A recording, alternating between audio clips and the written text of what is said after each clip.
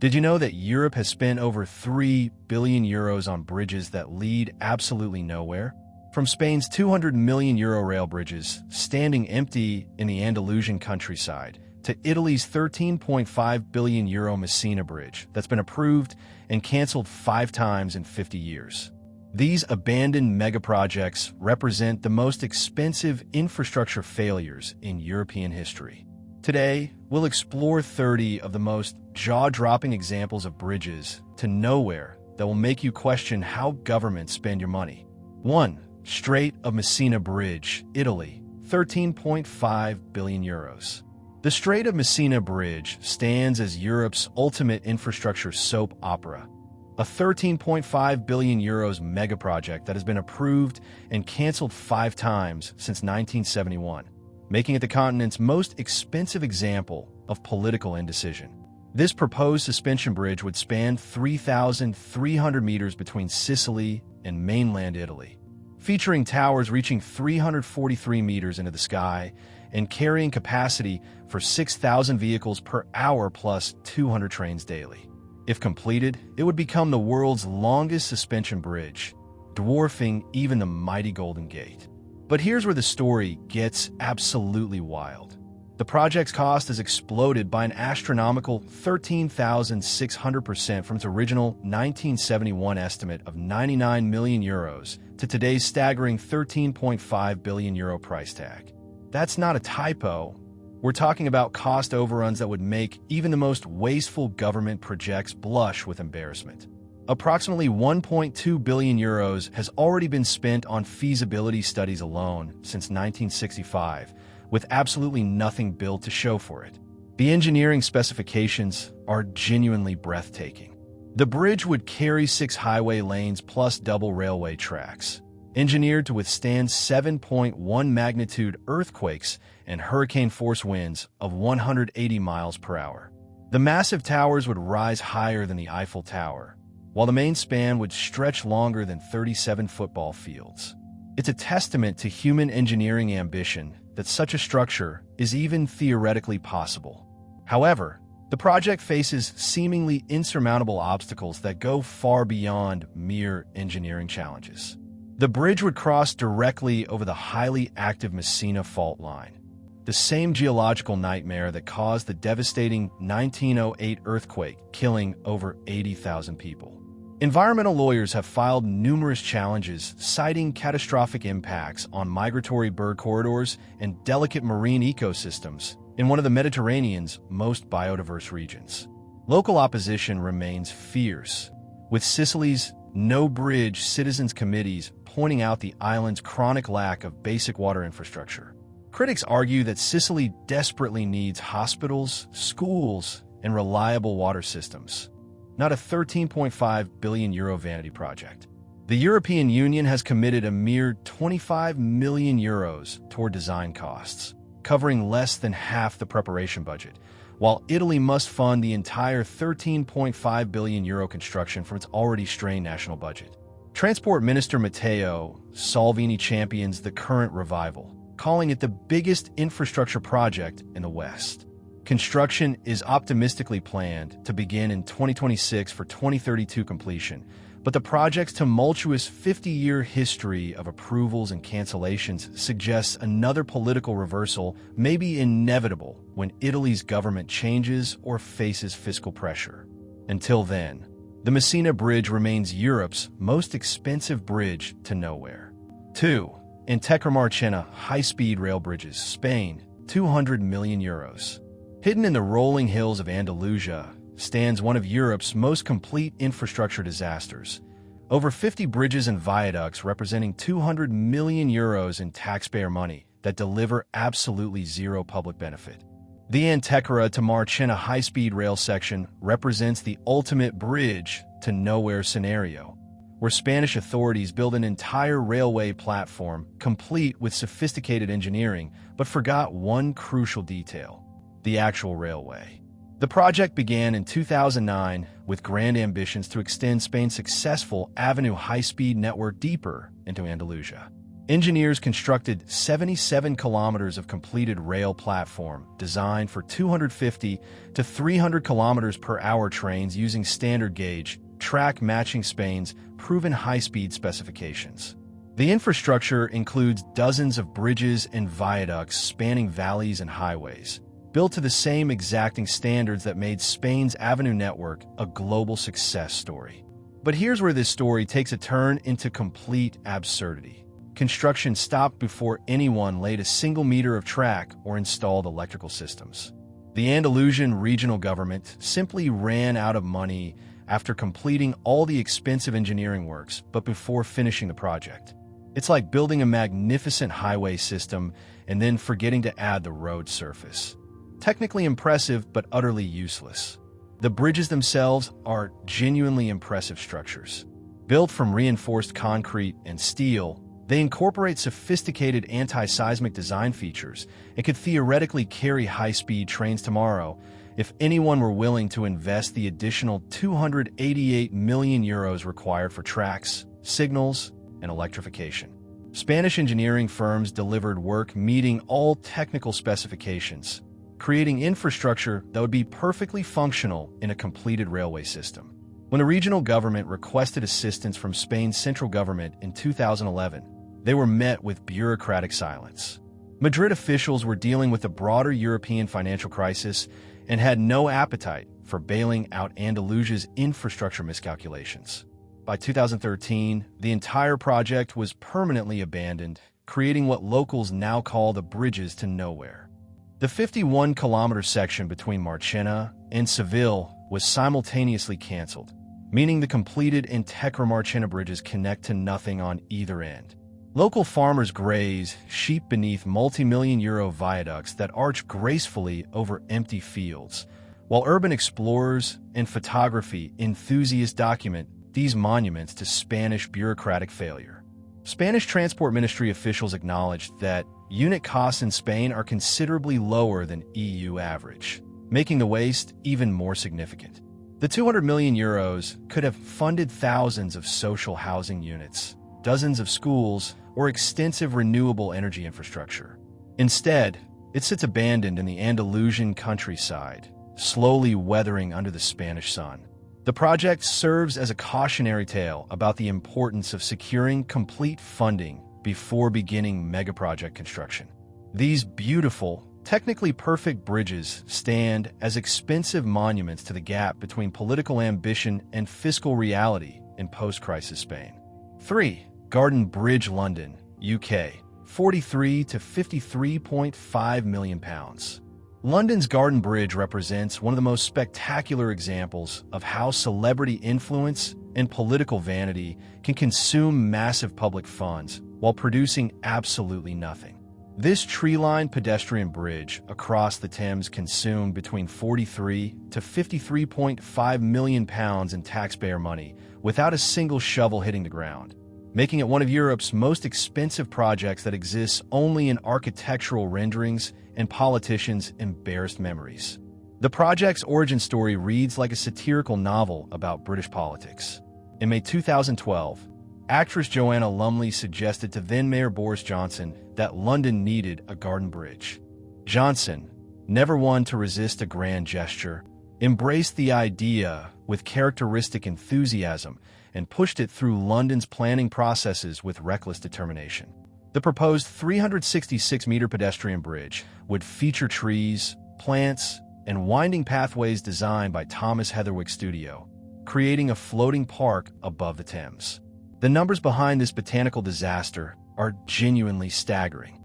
Initial estimates projected construction costs of 175 to 220 million pounds, structured around 60 million pounds in public money leveraging 160 million pounds in private donations. However, fundraising proved catastrophically difficult, with only 70 million pounds in private funding secured by the project's cancellation in 2017.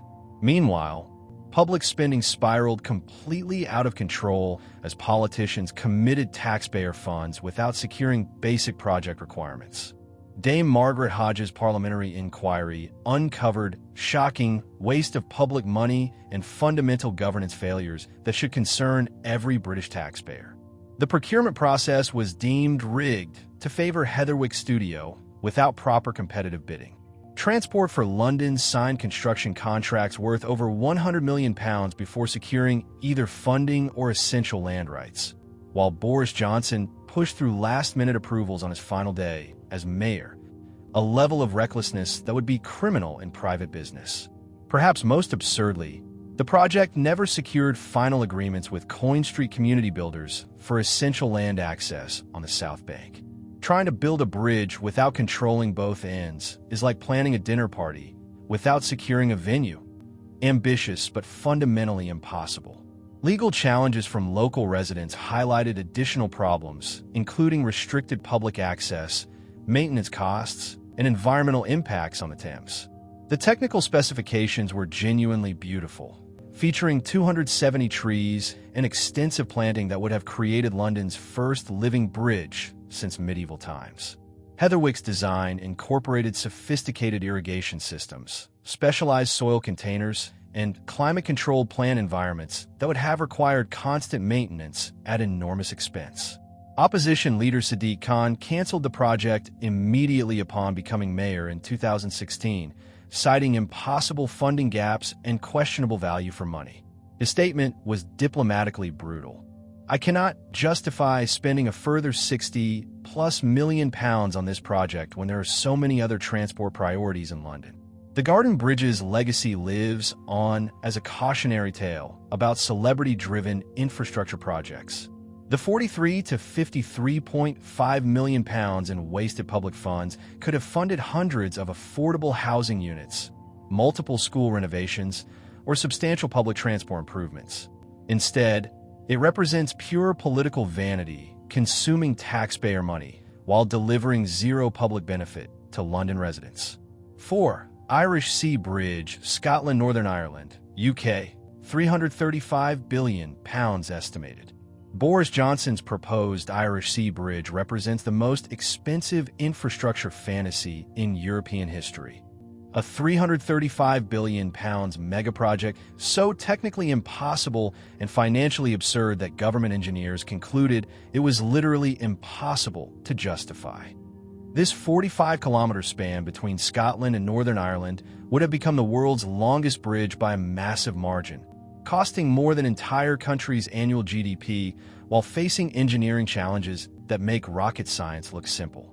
The project's origins trace back to Boris Johnson's 2018 leadership ambitions, when he championed the idea as demonstrating post-Brexit Britain's engineering prowess and commitment to maintaining UK unity. Johnson envisioned a structure that would transform travel between Northern Ireland and Scotland, reducing the current 2-hour ferry journey to a mere 40-minute drive, while creating thousands of construction jobs and boosting regional economies. However, the government's own 2021 feasibility study, which consumed £896,681 in taxpayer funds, revealed technical challenges that border on science fiction. The proposed route would cross water depths reaching 300 meters, deeper than any existing bridge foundation technology can handle. Engineers would need to develop entirely new construction methods while working in one of Europe's most treacherous marine environments, where Atlantic storms regularly generate waves exceeding 20 meters in height. The munitions problem alone makes the project virtually impossible. Beaufort's Dyke, directly along the proposed route, contains an estimated 1.5 million tons of conventional munitions and chemical weapons dumped by the British military between 1920 to 1976, including mustard gas, phosgene, and potentially nuclear waste. Any major construction would risk triggering massive explosions or releasing toxic chemicals into the marine environment. Sir Peter Henney's feasibility study examined multiple options, with a bridge costing £335 billion and a tunnel option at £209 billion. Both figures dwarf previous megaproject cost estimates. The bridge alone would cost more than HS2, Crossrail, and the entire UK's annual NHS budget combined. The 30-year construction timeline would span multiple government administrations, making political continuity virtually impossible. Environmental challenges proved equally daunting. The Irish Sea crossing would impact multiple protected marine habitats, including seal colonies, seabird nesting areas, and critical fish spawning grounds. The construction footprint would devastate marine ecosystems across hundreds of square kilometers, while 24-hour construction noise would disrupt wildlife patterns for decades. Dominic Cummings, Johnson's former chief advisor, later called it the world's most stupid tunnel, revealing internal government skepticism about the project's viability. The feasibility study diplomatically concluded that costs were impossible to justify compared to existing ferry services and proposed air connections. The Wales-Ireland variant, examined simultaneously, proved equally impossible. At 90 kilometers, it would be 6 times longer than any tunnel yet constructed, while crossing some of the most geologically unstable seabed in European waters. This option consumed £900,000 in additional study costs before being abandoned as completely unfeasible. Beyond the staggering financial requirements, the project highlighted fundamental problems with political infrastructure decision-making. No serious economic analysis supported claims of transformative benefits, while regional transportation studies showed minimal demand for improved Scotland-Northern Ireland connections compared to pressing needs for internal transportation improvements. The Irish Sea Bridge stands as the ultimate monument to political ambition unconstrained by engineering reality or fiscal responsibility. 5. Bar-Bolgaire Highway Bridges, Montenegro, €810 million. Montenegro's Bar-Bolgaire Highway represents one of Europe's most dramatic examples of how Chinese Belt and Road Initiative projects can trap small nations in unsustainable debt while delivering infrastructure that connects essentially nothing to nowhere. This €810 million highway project, featuring 20 expensive bridges and 16 tunnels through spectacular mountain terrain, nearly bankrupted Montenegro while completing only 41 kilometers of a planned 170-kilometer route, creating what locals sarcastically call a highway from nothing to nothing. The project began in 2015 with grand promises to transform Montenegro's economy by connecting the Adriatic port of Bar with neighboring Serbia through challenging mountainous terrain. Chinese state-owned China Road and Bridge Corporation secured the contract under favorable terms that should have raised immediate red flags. The loan covered 85% of costs at 2% interest over 20 years, but included clauses allowing China to seize Montenegrin territory if the country defaulted on payments. The engineering challenges were genuinely formidable. The completed 41-kilometer section required cutting through UNESCO-protected Tara River National Park, necessitating sophisticated bridge designs to minimize environmental damage. Engineers constructed the impressive Mala Rijeka Viaduct, stretching 1,460 meters and standing 150 meters above the valley floor. A genuinely world-class piece of infrastructure that would be admirable in any other context. However, the economics were catastrophic from day one. The €810 million loan represented nearly 25% of Montenegro's entire GDP, creating immediate fiscal pressure on a country with only 628,000 citizens. French consultancy firm Aegis and US-based URS Corporation both warned against the project's financial viability, but Montenegro's government proceeded anyway under intense Chinese diplomatic pressure and promises of transformative economic benefits. The cost per kilometer figures are absolutely staggering. €20 million per kilometer for what is essentially a road through mountains. While the terrain is challenging, requiring substantial bridge and tunnel work, these costs exceed even Switzerland's notoriously expensive alpine infrastructure projects. Critics argue that proper competitive bidding could have delivered the same infrastructure for 40 to 50% less money using European contractors. By 2021, Montenegro faced a genuine debt crisis, with the Chinese loan payments threatening to trigger national bankruptcy. The European Union and US banks ultimately provided emergency financial assistance to prevent Montenegro from becoming the first European country to surrender territory to China under Belt and Road Initiative terms. Former Justice Minister Dragan Soc captured the absurdity perfectly. We make a joke. It is a highway from nothing to nothing. The completed section connects no major cities and serves minimal traffic, mostly local vehicles and the occasional tourist brave enough to navigate Montenegro's mountain roads. Environmental damage to the Tera River system proved permanent and extensive, while promised economic benefits failed to materialize. The sophisticated bridges through protected wilderness areas represent expensive monuments to Chinese infrastructure diplomacy and Montenegrin political miscalculation. The project's broader implications extend far beyond Montenegro's borders.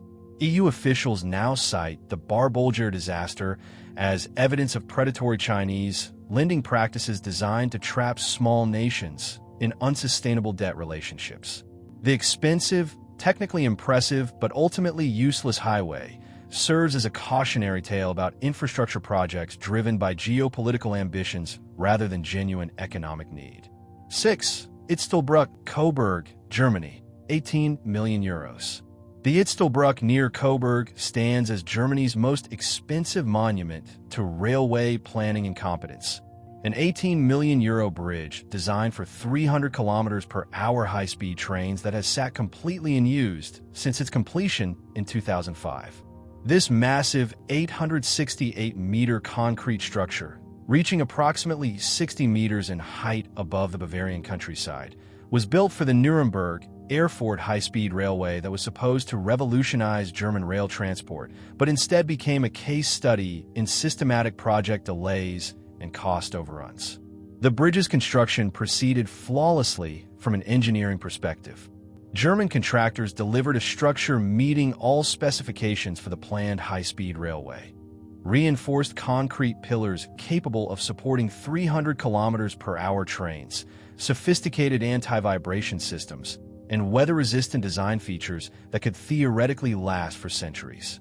The bridge's elegant curved design even won architectural awards for its integration with the surrounding landscape. However, the Nuremberg Erfurt railway project that justified the bridge's construction became trapped in a web of environmental challenges, funding disputes, and political changes that stretched completion timelines far beyond any reasonable expectations. Originally scheduled to open in 2017, the railway now has no definitive completion date, with pessimistic estimates suggesting the late 2020s at the earliest. The absurdity reaches peak levels when you consider the bridge's current status. Local authorities have installed fencing to prevent unauthorized access, creating the surreal spectacle of an 18 million euro bridge that no one can use for any purpose. Farmers graze cattle in fields beneath a structure designed for some of the world's fastest trains, while urban explorers and engineering students make pilgrimages to document this monument to German bureaucratic failure. Deutsche Bahn officials defend the decision to complete bridges before railways by arguing that land acquisition and environmental permits are easier to secure for individual structures than entire rail lines. This logic might make sense from a bureaucratic perspective, but it creates the absurd situation where Germany has spent hundreds of millions on bridges for railways that don't exist. The Itzelbruck represents just one example of Germany's broader, high-speed rail failures. The country that pioneered modern railway technology now lags dramatically behind France, Spain, and even China in high-speed rail development. Political resistance, environmental challenges, and federal-state coordination problems have created systematic delays affecting multiple projects across the country. Local residents have mixed feelings about their expensive neighbor. Some appreciate the bridge's architectural merit and hope for eventual railway completion, while others see it as a symbol of government waste.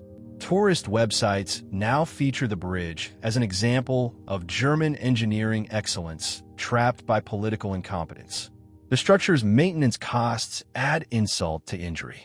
Deutsche Bahn must spend approximately 200,000 euros annually on inspection, cleaning, and preventive maintenance for a bridge carrying zero traffic.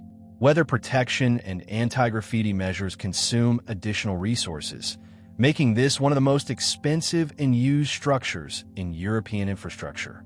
Environmental groups Note the bitter irony that Germany's environmental approval processes, designed to protect natural areas, have created a situation where expensive infrastructure sits unused while transportation needs are met by more polluting alternatives.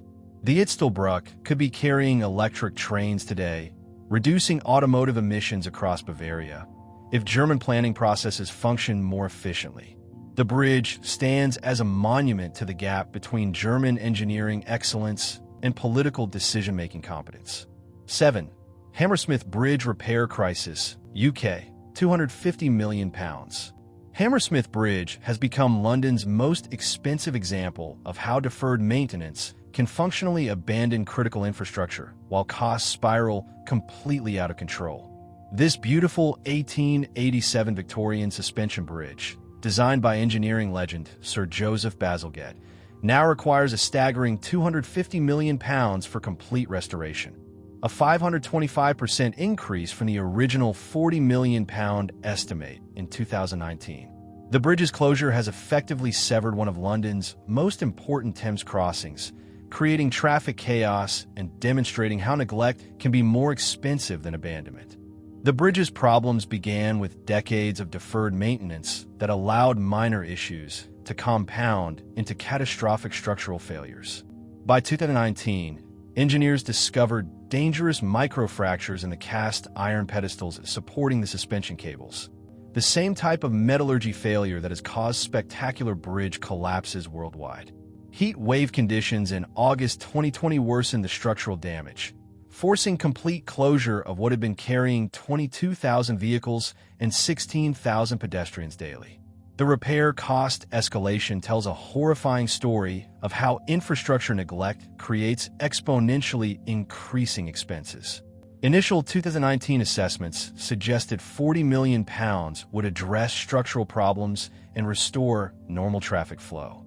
However, detailed engineering surveys revealed that Victorian-era cast iron had deteriorated far beyond surface repairs, requiring complete replacement of critical load-bearing elements.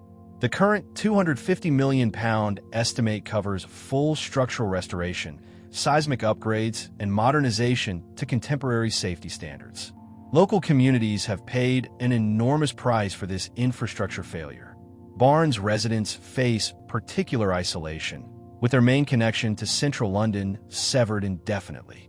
Bus routes have been permanently altered, affecting public transport across both sides of the Thames and forcing thousands of additional vehicles on already congested Putney and Chiswick bridges.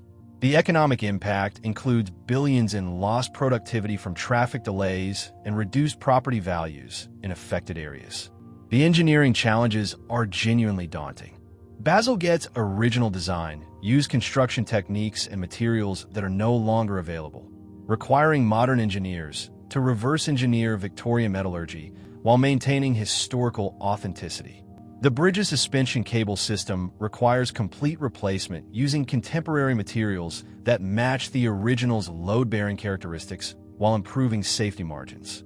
Engineers warn of potential catastrophic failure if structural problems aren't addressed soon, requiring 24/7 sensor monitoring and temperature restrictions that limit even pedestrian access during hot weather. The monitoring systems alone cost hundreds of thousands annually, making this one of the most expensive bridges in Europe to simply keep standing. Political battles over funding have made the situation even worse. The London Borough of Hammersmith and Fulham argues that a bridge carrying strategic transport routes should be funded by Transport for London or the national government. TfL counters that local authorities own and maintain Thames bridges. Meanwhile, Hammersmith and Fulham has proposed £3 toll charges to fund repairs, creating massive public opposition and legal challenges. The projected timeline for restoration extends 5+ years, even if funding is secured immediately, meaning some London residents will spend nearly a decade without access to their most convenient Thames crossing. Alternative temporary bridges have been studied, but rejected due to environmental impacts and additional costs approaching £100 million.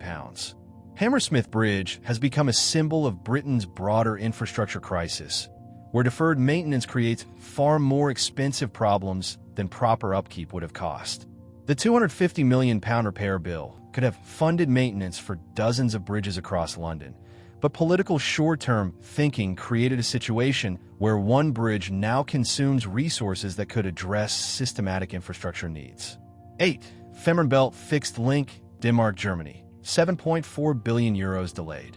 The Fehmarnbelt Fixed Link represents Europe's most expensive example of how environmental concerns can derail major infrastructure projects, turning a 7.4 billion euro tunnel that should have revolutionized Baltic Sea transportation into a decades-long battle between engineering ambition and ecological protection.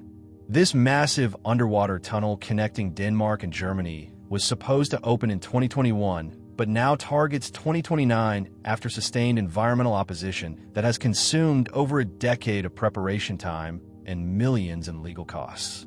The project began with genuine promise under a 2008 Denmark-Germany treaty designed to improve transportation links and boost economic integration between Scandinavia and continental Europe. Engineers proposed an 18-kilometer underwater tunnel, one of the world's longest, that would carry both vehicle and rail traffic while reducing ferry crossing times from 45 minutes to just 10 minutes by car and 7 minutes by train. However, the engineering challenges proved far more complex than initial projections suggested.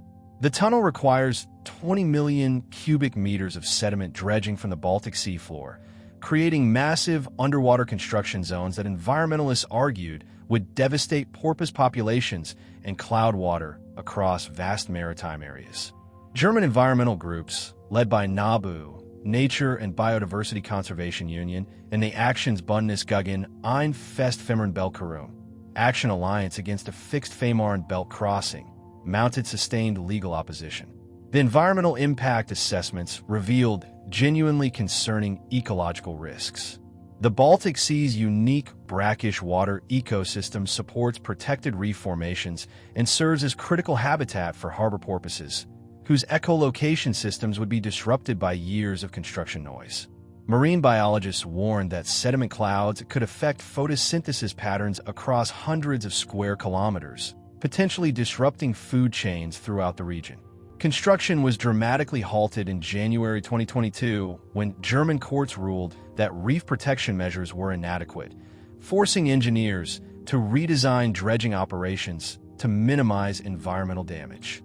Multiple German legal challenges were finally resolved in November 2020, but the judicial process consumed over a decade of planning time, while construction costs escalated due to inflation and enhanced environmental requirements. The political complications proved equally challenging. While Denmark remained committed to the project throughout the delays, German federal and state governments faced changing political priorities and budget constraints that made the 7.4 billion euro investment increasingly difficult to justify. Environmental groups successfully argued that climate change made major infrastructure projects requiring extensive concrete and steel consumption fundamentally inconsistent with European environmental commitments. Current plans call for 2029 completion, but this timeline depends on no further environmental challenges or construction complications. The tunnel would feature twin tubes carrying vehicles and trains, with sophisticated ventilation systems and emergency evacuation procedures that meet the highest international safety standards.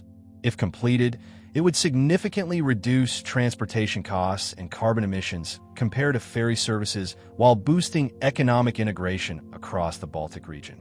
The broader implications extend beyond this specific project.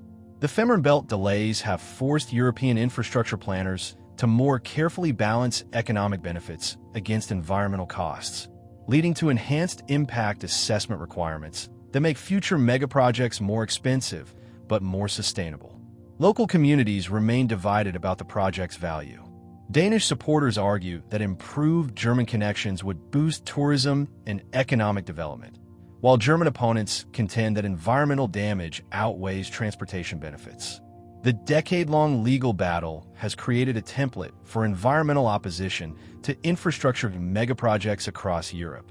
The Fehmarnbelt Fixed Link serves as a case study in how environmental protection requirements, while necessary, can transform straightforward engineering projects into decades-long political and legal battles that ultimately serve no one's interests effectively.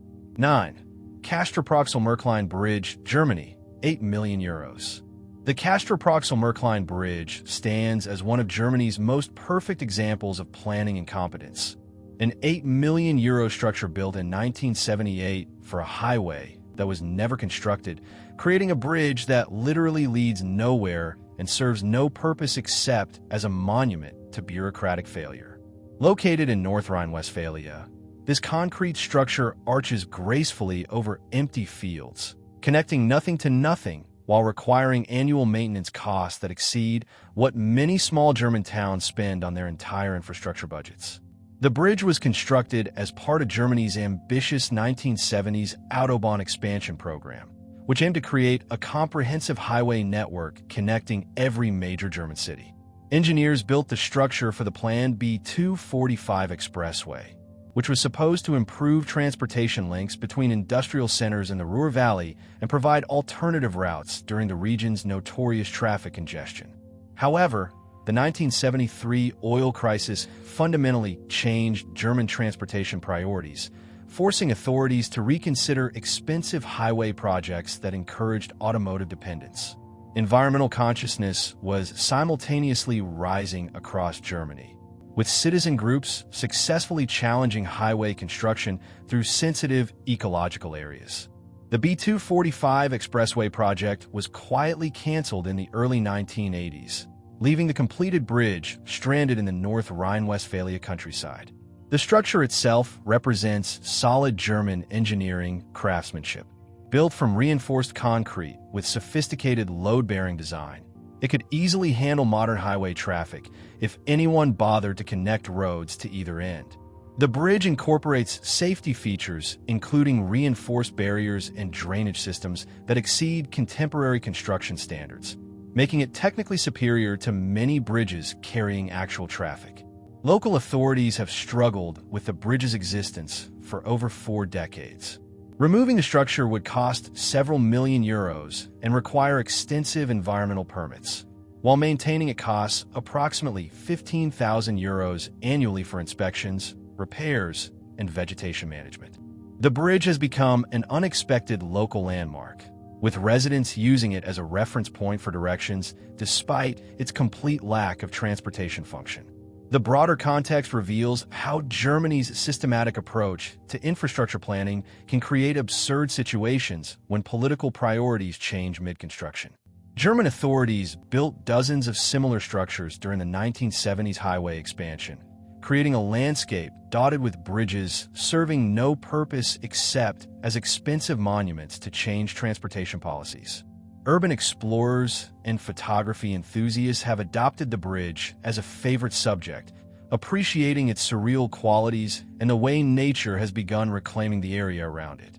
Grass and small trees grow through cracks in the approach areas, while the bridge deck remains pristine and empty of any traffic except the occasional pedestrian or cyclist who climbs up to experience the bizarre sensation of crossing a bridge to nowhere. The structure has appeared in German media as a symbol of government waste and planning incompetence, but local officials argue that dismantling would cost more than continued maintenance.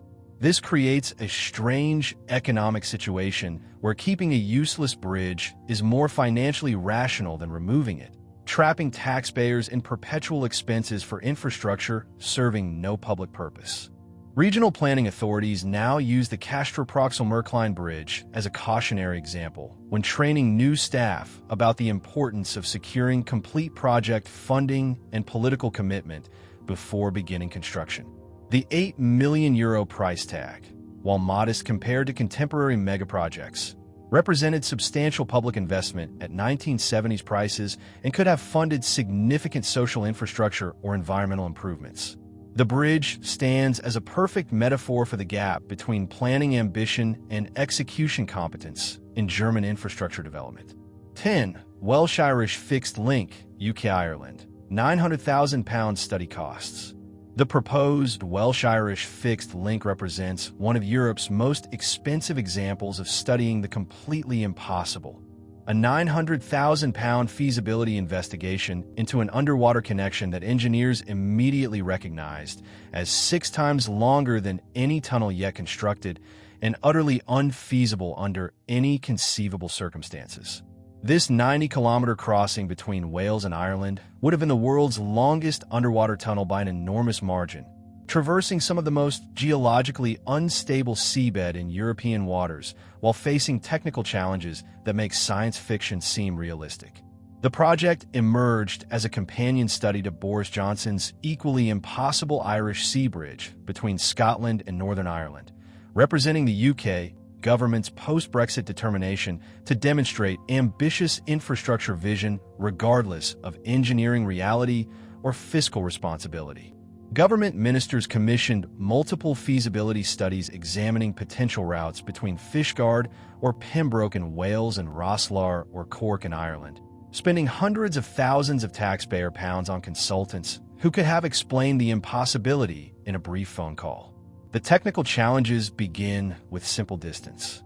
At 90 kilometers, the proposed tunnel would dwarf the 50-kilometer Channel Tunnel, which took 6 years to construct under far more favorable geological conditions. The Irish Sea crossing would require boring through unstable sedimentary rock formations that shift unpredictably, making tunnel construction extremely dangerous and expensive. Engineers would need to develop entirely new tunneling technologies while working at depths that strain existing construction capabilities. The geological surveys revealed nightmare scenarios that should have immediately terminated the project. The seabed between Wales and Ireland consists of complex sedimentary layers interrupted by fault lines and areas of geological instability that make tunnel construction virtually impossible.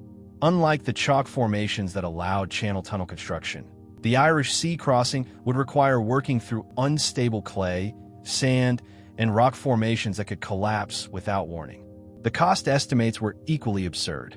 Initial projections suggested £209 billion for construction, but engineers privately acknowledged that the actual figure could easily double or triple given the unprecedented technical challenges. This would make the Welsh-Irish tunnel more expensive than the entire UK's annual NHS budget, while serving transportation needs that are already met by efficient ferry services and budget airlines. Environmental challenges proved equally daunting. The Irish Sea supports critical marine ecosystems, including seal colonies, protected seabird nesting areas, and commercially important fish populations. The massive construction footprint would devastate marine habitats across hundreds of square kilometers, while decades of construction noise would disrupt wildlife migration patterns throughout the region. Perhaps most absurdly, the project lacked any serious economic justification. Transportation between Wales and Ireland is currently served by reliable ferry services that meet existing demand levels efficiently and affordably. Unlike the Channel Tunnel, which connected major population and economic centers, the Welsh-Irish route would link relatively peripheral regions with limited economic integration potential. The feasibility studies consumed £900,000 in public funds, while reaching conclusions that any competent engineer could have provided within hours. The project was technically impossible, financially absurd, and economically unjustified. Government officials quietly abandoned the studies in 2021 without public announcement, hoping to avoid embarrassing questions about why such obvious non-starters received serious consideration. The broader implications highlight fundamental problems with UK infrastructure decision-making, where political ambition drives expensive feasibility studies for projects that basic engineering knowledge should immediately exclude. The £900,000 wasted on impossible tunnel studies could have funded substantial improvements to actual Welsh-Irish transportation links, including port upgrades and ferry service enhancements. The Welsh-Irish fixed link stands as a monument to the triumph of political wishful thinking over engineering reality, consuming nearly £1 million in public money to study the unstudyable. 11. Euskirchen A56 Bridge, Germany, €12 million. The Euskirchen A56 bridge represents one of Germany's most perfectly absurd examples of highway planning gone wrong. a 12 million euro structure originally built for Autobahn 56 that spent decades serving absolutely no purpose before being hastily renamed and incorporated into a completely different highway system. This concrete monument to bureaucratic confusion in North Rhine-Westphalia demonstrates how German authorities can spend massive sums building infrastructure for projects that don't exist, then spend additional millions trying to make their mistakes useful. Construction began in the early 1980s as part of Germany's ambitious Autobahn expansion program, with engineers designing a sophisticated highway bridge to carry A56 traffic over local roads and railway lines near Euskirchen. The structure incorporated all the hallmarks of German engineering excellence: reinforced concrete construction capable of handling heavy truck traffic, sophisticated drainage systems, and safety features that exceeded contemporary requirements. However, the A56 highway project became entangled in environmental challenges and local opposition that stretched planning processes far beyond reasonable timelines. Citizens groups successfully argued that the proposed route would damage sensitive ecological areas and historic sites, while funding disputes between federal and state governments created additional delays. By the mid-1990s, authorities quietly acknowledged that the original A56 route was no longer viable. Rather than admit complete failure, German transportation officials performed bureaucratic gymnastics to salvage their expensive mistake. The bridge was eventually incorporated into the A562 highway system, a completely different route serving different transportation needs. This required additional millions in approach road construction and traffic management systems to connect the stranded bridge to roads that could actually use it. The renaming process created its own absurdities. Local residents spent years referring to the bridge to nowhere before authorities settled on new designations that confused navigation systems and caused traffic problems for drivers following outdated maps. Highway signs were changed multiple times as officials struggled to integrate the orphan structure into existing transportation networks. The engineering challenges of retrofitting the bridge for different purposes proved surprisingly complex. The original design optimized traffic flow for one highway system, requiring expensive modifications to accommodate different traffic patterns and safety requirements. German authorities spent an estimated additional 3 to 4 million euros on modifications and connections, bringing the total waste to over 15 million euros for a bridge that serves a completely different purpose than originally intended. Local authorities initially considered demolition, but discovered that removal would cost nearly as much as the original construction, while requiring extensive environmental permits and disruption to surrounding areas. The bizarre economic calculation meant that keeping a useless bridge and spending millions to make it useful was more cost-effective than acknowledging complete failure. The Euskirchen Bridge has become a case study in German engineering schools about the importance of securing complete project approval before beginning construction. Students analyze how excellent technical execution cannot compensate for fundamental planning failures and political uncertainty.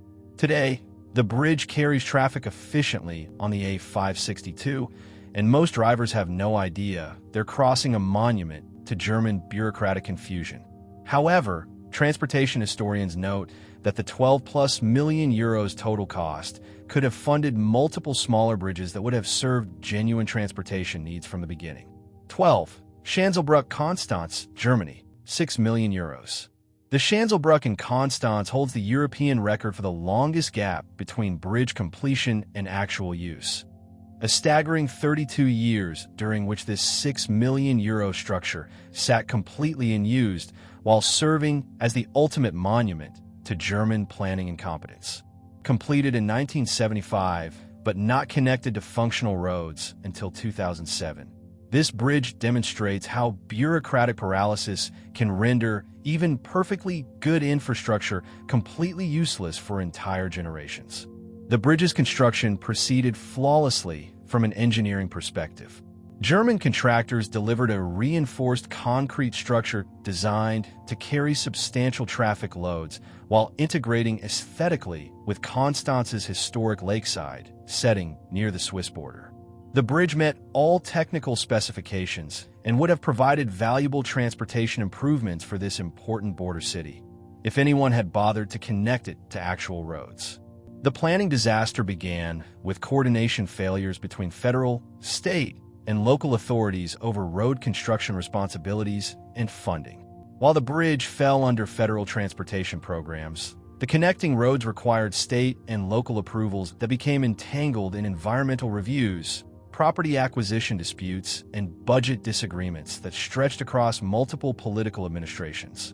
Environmental challenges played a significant role in the delays, as the connecting roads required crossing sensitive lakefront areas that supported protected bird populations and historic preservation zones. German environmental groups successfully challenged multiple road designs, forcing authorities to conduct extensive impact assessments and develop alternative routes that satisfied ecological protection requirements while serving transportation needs. The absurdity reached peak levels during the 1980s and 1990s, when locals began using the disconnected bridge as an informal observation deck and recreational area. The structure provided excellent views of Lake Constance and the Swiss Alps, making it popular for sunset viewing and photography despite having no transportation function whatsoever. Informal trails developed around the bridge approaches as residents created walking paths to access this accidental scenic overlook. Local newspapers regularly feature the bridge as a symbol of government inefficiency, running annual updates on its in-use status and calculating the accumulating waste of public funds. The structure required regular maintenance and inspection despite carrying no traffic, making it one of the most expensive observation platforms in German history. Property acquisition problems created additional delays as authorities struggled to secure land rights for connecting roads. Some property owners, aware of the government's desperation, demanded premium prices for essential parcels, while others launched legal challenges that consumed years of court proceedings. The total cost of land acquisition eventually exceeded the original bridge construction budget. Political changes at state and local levels repeatedly reset planning processes as new administrations sought to distance themselves from previous officials' decisions or implement different transportation priorities. The bridge became a political liability that politicians preferred to ignore rather than spend the additional millions required for completion. The 2007 connection finally occurred as part of broader transportation improvements for the 2014 FIFA World Cup, when authorities needed to demonstrate infrastructure competence for international visitors. The connecting roads cost an estimated €8 million, more than the original bridge construction, bringing the total project cost to over €14 million for infrastructure that should have cost half that amount if properly planned from the beginning. Today, the Schanzelbrücke carries traffic efficiently, and few users realize they're crossing a monument to 3 decades of German bureaucratic failure. However, the bridge serves as a cautionary tale about the importance of completing entire transportation systems rather than building isolated components that serve no purpose until connected to functional networks. 13. New Europe Bridge Bulgaria-Romania Railway. €140 million irregularities. The New Europe Bridge railway connection between Bulgaria and Romania represents one of the European Union's most expensive infrastructure fraud cases, with over €140 million in suspected irregularities that have triggered OLAF investigations and highlighted systematic corruption in EU-funded megaprojects. This critical Danube crossing railway infrastructure became entangled in a web of inflated contracts, phantom companies, and connections to Russian oligarchs that demonstrates how organized crime can exploit EU development funds intended to modernize Eastern European transportation networks. The project began with legitimate goals: improving railway connections between Bulgaria and Romania across the Danube River to boost economic integration and reduce transportation costs throughout the Balkans. The New Europe Bridge, completed in 2013, carries both road and rail traffic and represents genuine engineering achievement in challenging river crossing conditions. However, The railway approach infrastructure on both sides of the border became the focus of massive fraud schemes that consumed hundreds of millions in EU development funds while delivering substandard or incomplete work. Bulgarian contractors with questionable technical capabilities secured major contracts through bid manipulation and political connections, then subcontracted work to companies that existed primarily on paper. Olaf investigators discovered that GP Group, one of the primary contractors, maintained extensive business relationships with Russian oligarchs and used EU development funds to finance projects serving Russian rather than European interests. The company's complex ownership structure included shell companies in multiple jurisdictions designed to obscure the ultimate beneficiaries of EU taxpayer money. The technical failures were as dramatic as the financial irregularities. Railway approach ramps were built with substandard materials that began deteriorating immediately after completion, requiring expensive repairs funded by additional EU emergency grants. Electrical systems for train signals and communications were installed using counterfeit components that failed safety inspections and required complete replacement. Environmental damage added another layer of scandal to the project. Contractors dumped construction waste directly into Danube tributaries, causing fish kills and contaminating water supplies for downstream communities. EU environmental monitors discovered that required impact mitigation measures had been ignored or performed with fake documentation, leading to additional criminal investigations. The human cost extended beyond financial waste. Bulgarian investigative journalist Victoria Marinova was murdered in 2018 while investigating EU fund misuse connected to infrastructure projects, including railway developments linked to the New Europe Bridge scandal. Her death highlighted the dangerous intersection of infrastructure corruption and organized crime in Eastern Europe. Romanian authorities launched parallel investigations revealing similar patterns of fraud and contract manipulation on their side of the border. Companies with no railway construction experience secured major contracts through political connections, then failed to deliver promised work while receiving substantial advance payments that disappeared into complex financial structures. The investigation revealed sophisticated money laundering operations that used EU infrastructure funds to purchase luxury real estate, yachts, and other assets across multiple European countries. Bulgarian prosecutors estimated that at least 30% of the total project budget was diverted from legitimate construction purposes, representing one of the largest infrastructure frauds in EU history. European Commission officials acknowledged systematic failures in oversight and monitoring that allowed such extensive fraud to continue undetected for years. The New Europe Bridge case forced major reforms in EU development fund management, including enhanced contractor verification procedures and real-time financial monitoring systems. The bridge itself now carries traffic efficiently between Bulgaria and Romania, but the surrounding infrastructure remains problematic due to poor construction quality and incomplete work. EU taxpayers continue paying for repairs and upgrades that should have been completed properly the first time, making this one of the most expensive transportation improvements in European history. 14. Southern Bridge Riga, Latvia, 447% cost overrun. Latvia's Southern Bridge in Riga has achieved the dubious distinction of recording one of Europe's most extreme cost overruns, a catastrophic 447% increase from original estimates that transformed a modest transportation improvement into one of the continent's most expensive bridge failures per capita. This crossing of the Daugava River was supposed to cost 28 million euros, but ultimately consumed 153 million euro, while demonstrating how post-communist institutional weakness can turn straightforward infrastructure projects into financial disasters that burden small nations for decades.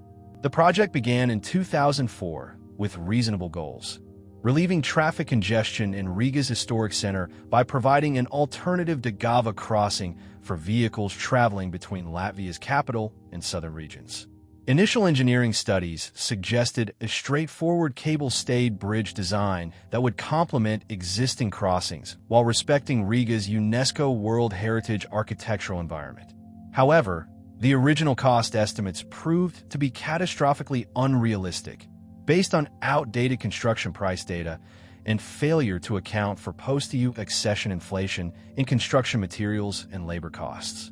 Latvian authorities lacked experience with major infrastructure projects and relied on consultant estimates that bore no relationship to actual market conditions in the rapidly developing Baltic economy. The technical challenges were more complex than initial surveys suggested. Geological investigations revealed unstable river bottom conditions requiring expensive foundation solutions that hadn't been included in original budgets. The Soviet-era industrial contamination of the riverbed necessitated extensive environmental remediation work, including removal of heavy metals and toxic sediments that added tens of millions to project costs. Design changes escalated costs even further as Latvian authorities demanded enhanced specifications to create a signature bridge that would boost Riga's international profile. The original utilitarian design was replaced with expensive architectural features, including decorative lighting systems, premium materials, and aesthetic elements that served no transportation function but consumed enormous resources. Contractor selection problems compounded the cost escalation. The winning bidder, lacking experience with major bridge construction, systematically underestimated material requirements and construction timelines. When reality set in, the company demanded contract modifications and additional payments that Latvian authorities felt compelled to approve rather than face project cancellation and complete loss of funds already invested. Currency fluctuations during construction created additional financial chaos as Latvia prepared for euro adoption. Construction materials priced in euros became increasingly expensive when paid with Latvian lats, while contractor payments had to be adjusted repeatedly to account for exchange rate changes that consumed millions in additional costs. The European Union provided substantial funding for the project through cohesion funds designed to modernize transportation infrastructure in new member states. However, EU oversight mechanisms proved inadequate to prevent cost escalation and ensure value for taxpayer money, leading to post-completion investigations that found systematic failures in project management and financial controls. Construction delays added interest costs and inflation adjustments that further inflated the final price. The bridge, originally scheduled for completion in 2007, wasn't finished until 2008, during which time construction material costs increased dramatically due to the global commodity price boom. Local criticism focused on the project's impact on Latvia's limited infrastructure budget. The 125 million euros in cost overruns could have funded multiple smaller bridges, extensive road improvements, or significant public transportation upgrades that would have served more Latvian citizens more effectively. The completed bridge does carry substantial traffic and has become a recognizable element of Riga's skyline, suggesting that the infrastructure serves genuine transportation needs despite the financial disaster. However, the 447% cost overrun has made Latvian authorities extremely cautious about future major infrastructure projects, potentially limiting necessary development in a country that needs extensive transportation improvements. The Southern Bridge stands as a cautionary tale about the importance of realistic cost estimation and effective project management in small nations with limited experience managing major infrastructure developments. 15. Marchena-Seville rail section bridges, Spain, 88 million euros. The abandoned Marchena-Seville high-speed rail section represents the second phase of Spain's Andalusian infrastructure disaster, where 88 million euros was spent on bridges and railway platform construction that will never see a single train. This 51-kilometer section was designed to complete the connection between the abandoned Antequera-Marchena infrastructure and Seville's successful high-speed rail network, but instead became another expensive monument to Spain's post-crisis infrastructure planning failures. The project shared the same optimistic origins as the Antequera-Marchena disaster, conceived during Spain's pre-2008 infrastructure boom, when the country was extending its successful Avenue high-speed network throughout Andalusia. Engineers designed sophisticated railway infrastructure, including multiple bridges, viaducts, and grade separations that would have enabled 250 to 300 kilometers per hour train operations connecting rural Andalusian communities to Spain's economic centers. Construction proceeded smoothly from a technical perspective, with Spanish engineering firms delivering high-quality, reinforced concrete bridges and earthwork platforms that met all avenue specifications. The infrastructure included sophisticated anti-seismic features and drainage systems that demonstrated Spain's genuine expertise in high-speed rail construction, making the eventual abandonment even more tragic from a technical standpoint. However, the 2008 financial crisis devastated Andalusia's regional budget and eliminated any possibility of completing the expensive final phases, including track laying, electrification, and signaling systems. The regional government found itself in the impossible position of having spent tens of millions on partial infrastructure, while lacking the additional hundreds of millions required to make it functional.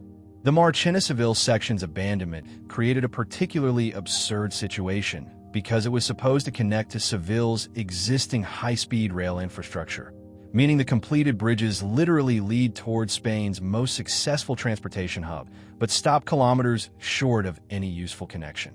Travelers can see the abandoned railway platform from operating high-speed trains traveling between Madrid and Seville, creating a surreal reminder of Spanish infrastructure ambitions and fiscal reality.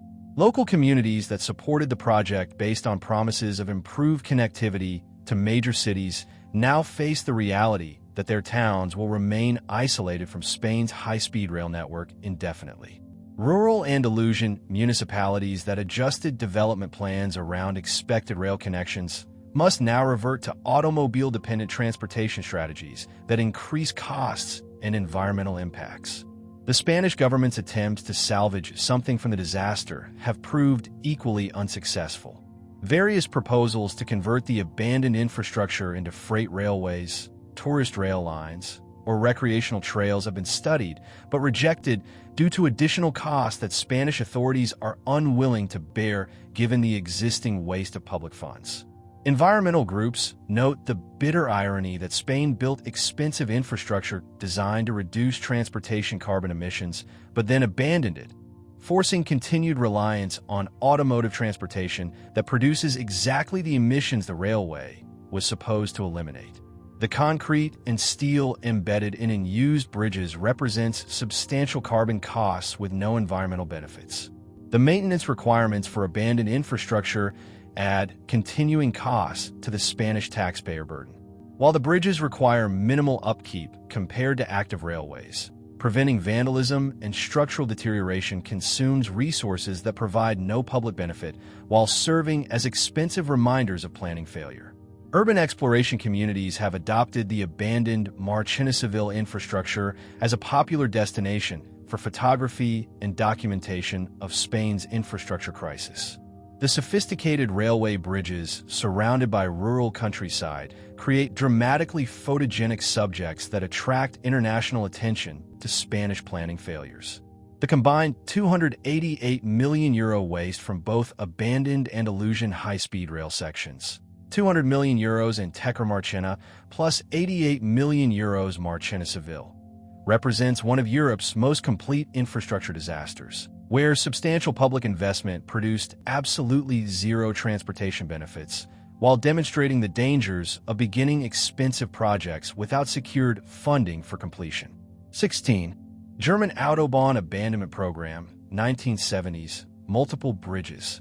Germany's systematic construction of bridges to nowhere during the aborted 1970s Autobahn expansion represents Europe's most widespread example of infrastructure abandonment, with dozens of expensive structures scattered across the German landscape, serving as monuments to change transportation priorities and environmental awakening. These bridges, costing a combined estimated €200+ million at contemporary values, demonstrate how energy crises and environmental consciousness can instantly render major infrastructure investments obsolete while creating permanent fiscal burdens for taxpayers.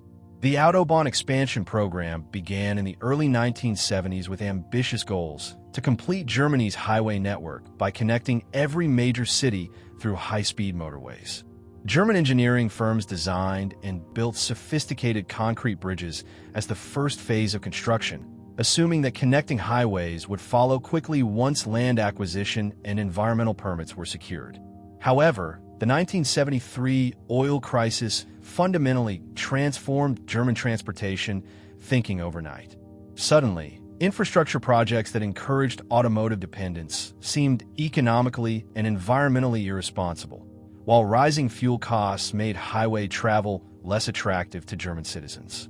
Political support for expensive highway expansion evaporated as authorities grappled with energy security and rising environmental consciousness.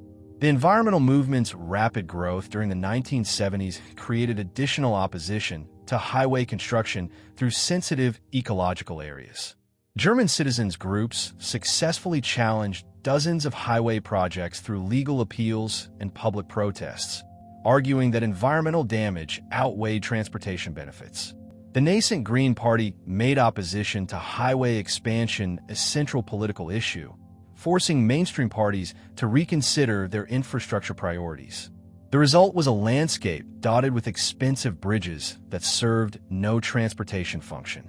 The Wiesbaden area alone contains 3 significant abandoned bridge structures that arch gracefully over valleys and existing roads, but connect to nothing except gravel approach roads that lead nowhere. Each represents millions in 1970s public investment that serves no purpose except as landmarks for confused drivers. Local authorities have struggled with these monuments to change priorities for over 5 decades.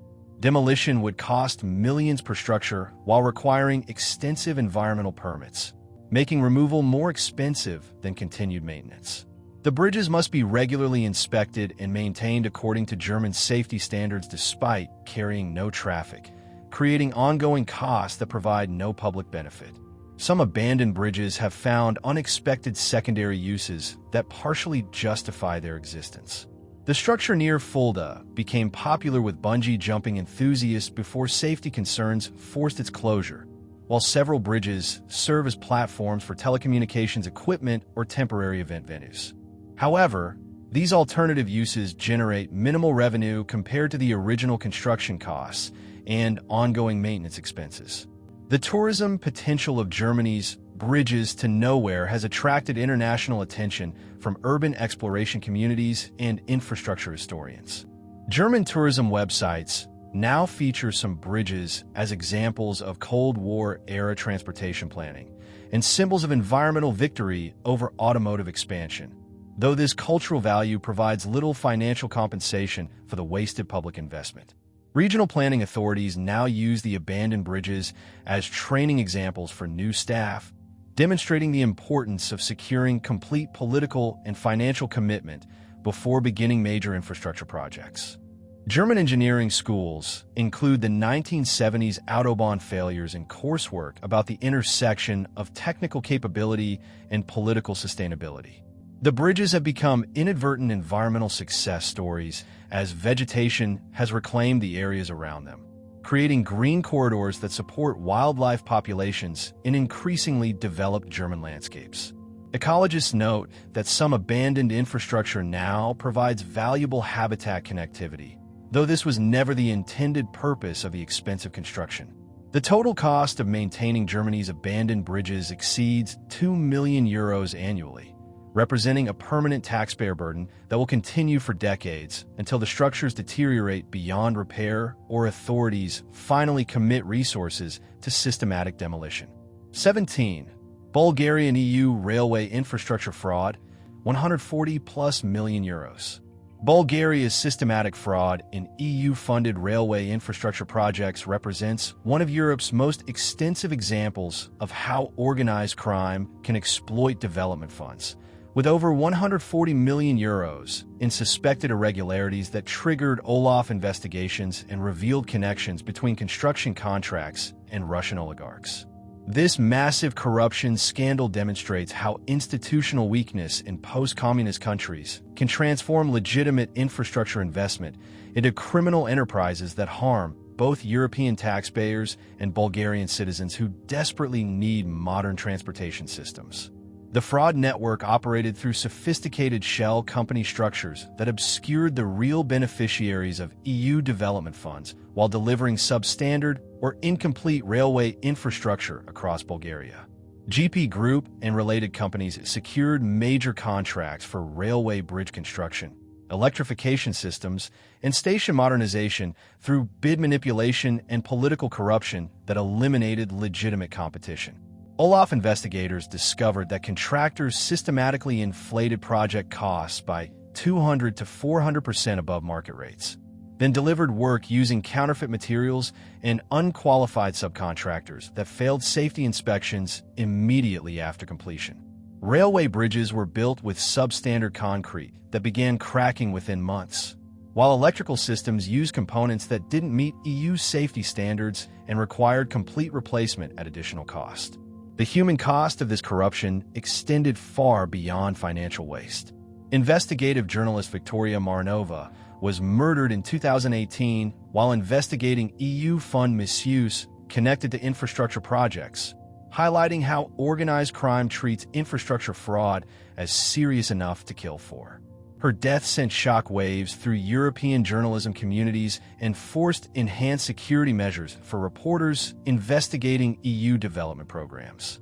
The environmental damage proved equally extensive as contractors dumped construction waste directly into waterways, used banned materials in sensitive ecological areas, and falsified environmental impact assessments to avoid expensive mitigation measures. Danube River tributaries suffered fish kills and contamination that affected drinking water supplies for thousands of Bulgarian citizens, while protected wetland areas were destroyed by unauthorized dumping. The investigation revealed that EU development funds were systematically diverted to purchase luxury real estate, yachts, and other assets across multiple European countries through complex money laundering operations. Bulgarian prosecutors estimated that criminal networks extracted at least 140 million euros from railway infrastructure projects alone, with additional millions diverted from highway and airport construction programs. The technical consequences for Bulgaria's transportation system have been catastrophic. Railway lines, supposedly modernized with EU funds, remain unreliable and dangerous due to poor construction quality, while stations renovated under development programs suffer from persistent maintenance problems that require ongoing repairs funded by additional EU emergency grants. European Commission officials acknowledged systematic failures in oversight and monitoring that allowed such extensive fraud to continue undetected for years. The Bulgarian railway scandal forced major reforms in EU development fund management, including enhanced contractor verification procedures, real-time financial monitoring systems, and improved coordination with national law enforcement agencies. The scandal highlighted fundamental problems with EU expansion policies that prioritized rapid integration over institutional development. Bulgaria was admitted to the EU despite warnings from corruption monitors that the country lacked adequate legal and administrative systems to manage large-scale development programs without extensive fraud and mismanagement. Recovery efforts have proved largely unsuccessful due to the complex international structures used to launder stolen funds. While some assets have been frozen in multiple countries, recovering the full 140+ million euros loss appears impossible due to sophisticated financial arrangements that moved money through jurisdictions with banking secrecy laws. The ongoing impact on Bulgaria's EU relationship remains significant, with development fund allocation subject to enhanced monitoring and conditional release mechanisms that delay legitimate projects while attempting to prevent future fraud. Bulgarian citizens continue suffering from inadequate railway infrastructure, while taxpayers across Europe bear the cost of corruption that serves only criminal networks. The Bulgarian railway fraud case serves as a cautionary tale about the challenges of using infrastructure investment to promote European integration without adequate institutional safeguards to prevent organized crime exploitation. 18. Romanian motorway bridge failures. 2.2 billion euro claims. Romania's motorway bridge construction program has generated over 2.2 billion euros in contractor claims due to systematic project delays, design changes, and payment disputes that have transformed highway development into one of Europe's most expensive infrastructure disasters. This massive financial crisis demonstrates how institutional weakness and political instability can turn essential transportation projects into fiscal nightmares that burden taxpayers for decades while failing to deliver promised connectivity improvements. The problems began with Romania's ambitious post-EU accession goals to rapidly modernize its transportation infrastructure using European development funds and public-private partnerships. Romanian authorities signed contracts for hundreds of highway bridges without adequate technical expertise or realistic project timelines, creating conditions for systematic cost escalation and contractor disputes that continue plaguing the country's infrastructure development. The A1 highway connecting Bucharest to the Hungarian border exemplifies these systematic failures. Originally budgeted at €2.1 billion for completion by 2013, the project has consumed over €4 billion while remaining incomplete in 2024. Multiple bridge construction contracts have been canceled and restarted with different companies, each demanding compensation for previous delays and design changes that add hundreds of millions to total costs. Contractor selection problems created additional complications as Romanian authorities awarded major bridge contracts to companies lacking adequate technical experience or financial resources for complex infrastructure projects. When contractors encountered geological challenges or design problems, they demanded contract modifications and additional payments that Romanian authorities felt compelled to approve rather than face project cancellation and complete loss of invested funds. The Kilmarnock-Brașov highway section alone has generated €850 million in contractor claims due to unstable geological conditions that weren't adequately surveyed before construction began. Bridge foundations require extensive additional work due to soil conditions that differ dramatically from original specifications, while environmental challenges have forced expensive route modifications that invalidate existing construction contracts. Design change orders have multiplied project costs as Romanian authorities repeatedly modified bridge specifications to meet changing EU standards, environmental requirements, and safety regulations. Each design change triggers contract renegotiations that allow contractors to demand premium prices for additional work, creating incentives for systematic project modifications that benefit construction companies at taxpayer expense. Payment disputes have paralyzed multiple highway projects as the Romanian government struggles with cash flow problems that delay contractor payments and trigger penalty clauses requiring interest payments and compensation for construction delays. Some contractors have stopped work entirely pending resolution of payment disputes, leaving partially completed bridges isolated in the Romanian countryside. The European Court of Auditors found systematic problems with Romanian highway project management, including inadequate technical supervision, unrealistic cost estimates, and failure to coordinate between different construction contracts that create expensive interface problems when projects don't align properly. Environmental challenges have generated additional costs and delays as Romanian authorities failed to conduct adequate impact assessments before beginning construction. Multiple highway bridges require expensive modifications to protect wetland areas, while archaeological discoveries have forced route changes that invalidate existing construction contracts and require additional environmental permits. The institutional problems extend beyond individual projects to systematic weaknesses in Romanian transportation planning and project management. The country lacks adequate technical expertise to oversee complex infrastructure projects, while political instability creates frequent changes in project priorities and funding commitments that make long-term planning impossible. Legal battles between the Romanian government and construction contractors have consumed additional millions in legal fees while delaying project resolution for years. International arbitration proceedings involve some of the world's largest construction companies seeking compensation for Romanian government failures that have made highway projects financially impossible. The human cost includes continued reliance on dangerous existing roads that contribute to Romania's highest traffic fatality rate in the European Union, while economic development suffers from inadequate transportation connections that limit trade and tourism potential throughout the country. Romania's highway bridge crisis serves as a cautionary tale about the importance of adequate institutional capacity and technical expertise before attempting large-scale infrastructure modernization programs that can become fiscal disasters without proper management systems. 19. Pont Saint-Benazet, Avignon, France. Historical abandonment. The legendary Pont Saint-Benazet in Avignon represents Europe's most famous abandoned bridge, transforming from a critical medieval transportation link into a UNESCO World Heritage Site that generates millions in tourism revenue, while serving as a monument to infrastructure resilience and adaptation. This 12th century bridge, immortalized in the children's song Sur le Pont d'Avignon, demonstrates how abandoned infrastructure can find new life as cultural attractions that provide economic benefits far exceeding their original transportation function.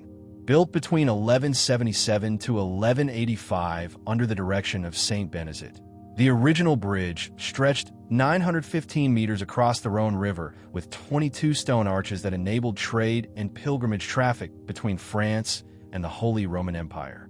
The massive medieval engineering project required innovative construction techniques, including cofferdams and underwater masonry, that pushed 12th century technology to its limits while creating one of Europe's most important river crossings.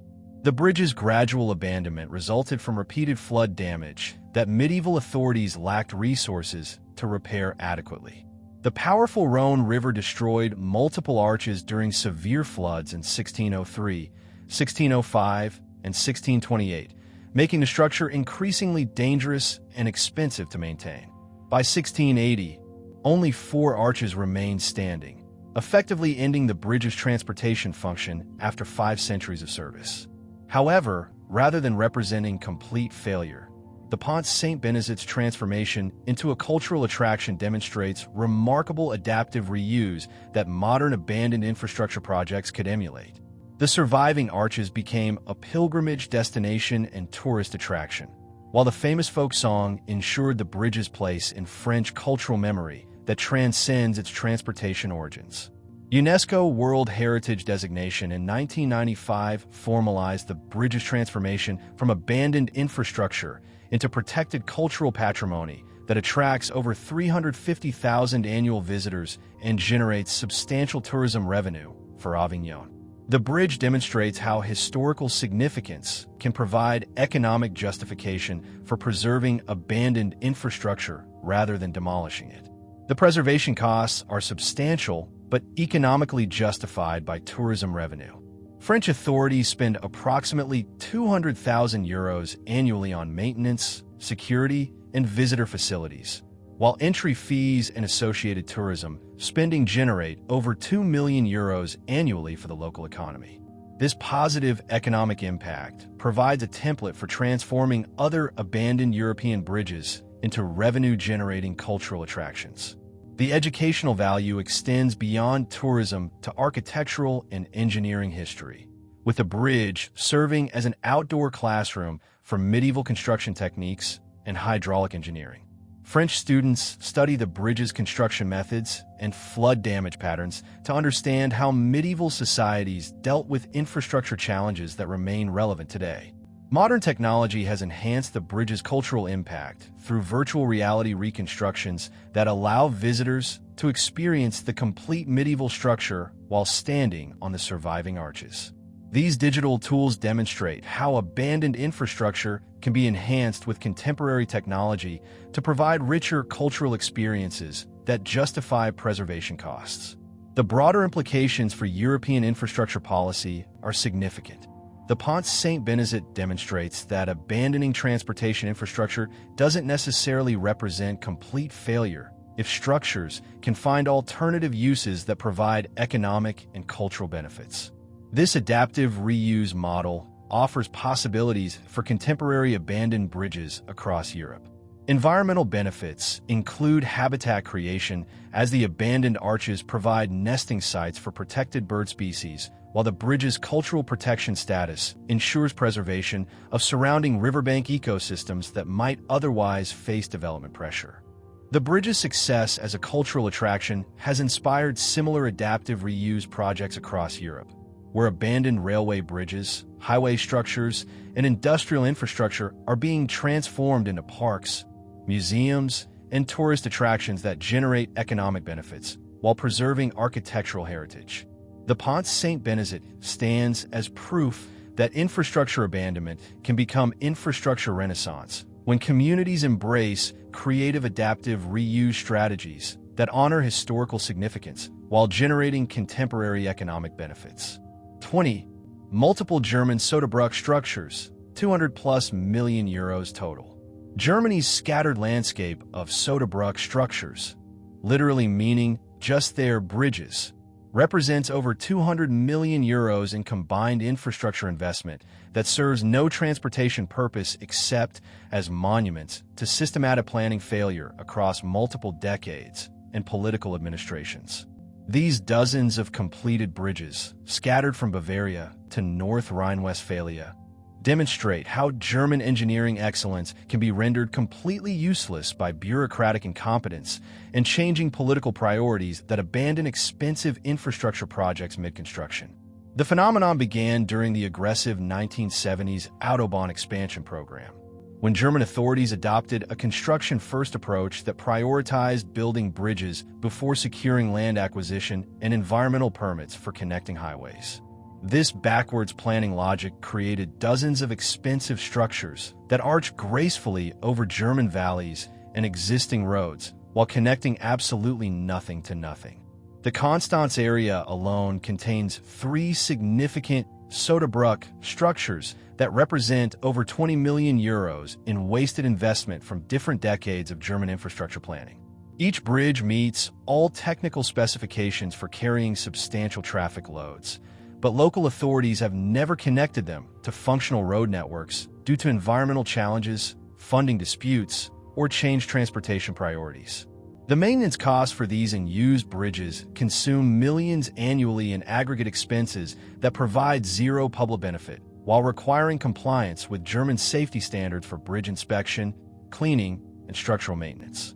Each structure must be treated as if it carries traffic, despite serving no purpose except as expensive landmarks for confused drivers and urban exploration enthusiasts. Some bridges have gained unexpected cultural significance that partially compensates for their transportation failure.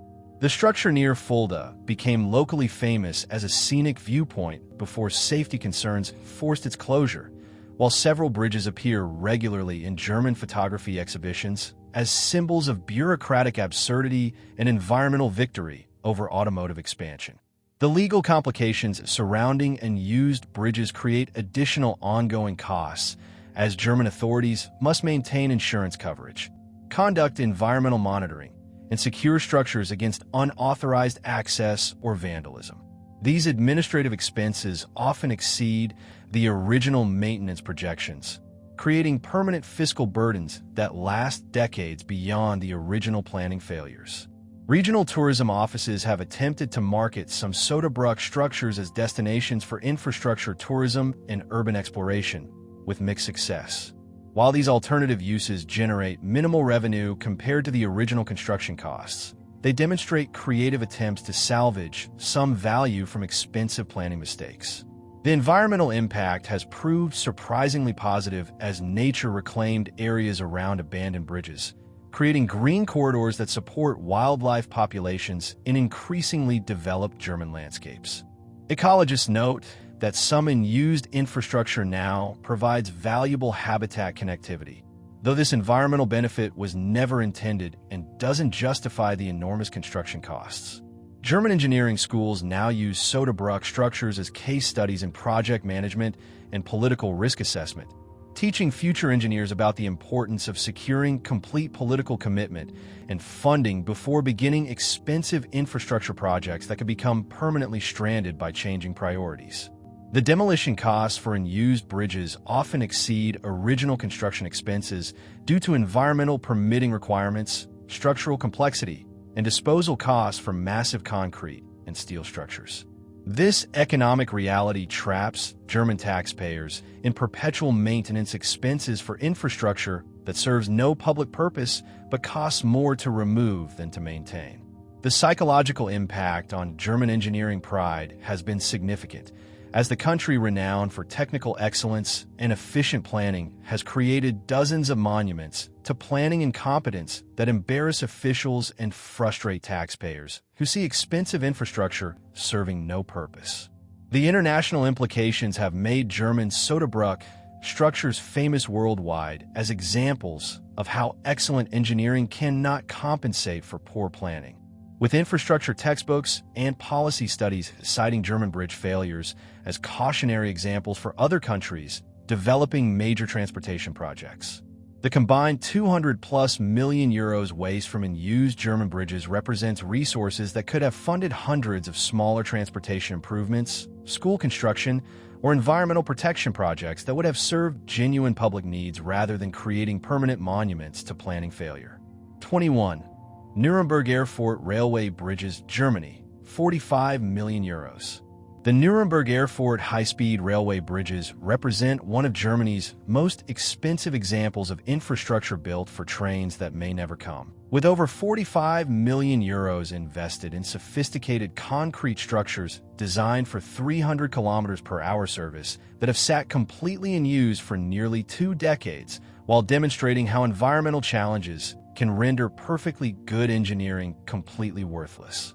These multiple bridge structures scattered across Bavaria and Thuringia serve as monuments to German high-speed rail ambitions that have been systematically defeated by legal challenges, funding disputes, and environmental opposition.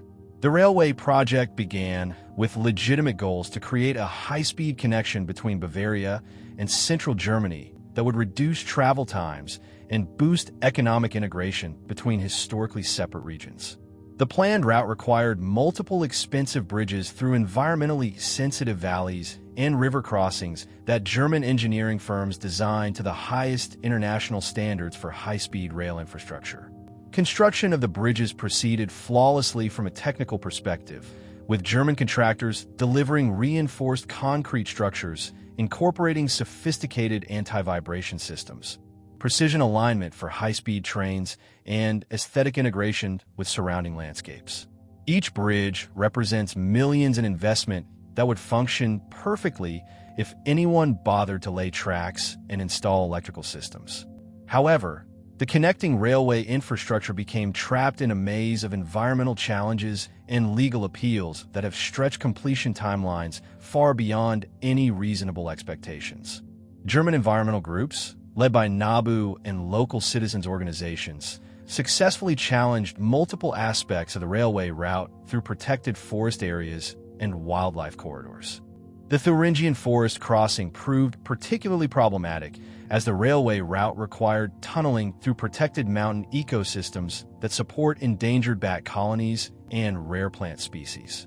Environmental impact assessments revealed that high-speed train noise would disrupt wildlife patterns across vast areas, while construction activities threatened irreversible damage to sensitive habitats. Legal challenges consumed over a decade of planning time as environmental groups appealed every major project approval through German administrative courts. While the bridges themselves faced minimal environmental opposition, the connecting railway infrastructure required environmental permits that proved impossible to secure within reasonable time frames and budgets. The financial implications have been devastating for German high-speed rail development. Deutsche Bahn officials estimate that the Nuremberg Airport project now requires over 10 billion euros for completion, more than triple the original 3 billion euro estimate, making it financially impossible under current German transportation budgets that must address multiple competing infrastructure priorities. Political support has eroded as the project's costs escalated and completion timelines extended indefinitely.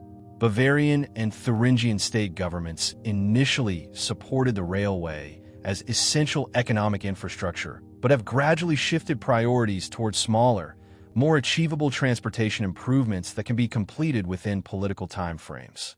The maintenance costs for unused bridges continue accumulating as Deutsche Bahn must inspect and maintain the structures according to safety standards despite their complete lack of transportation function.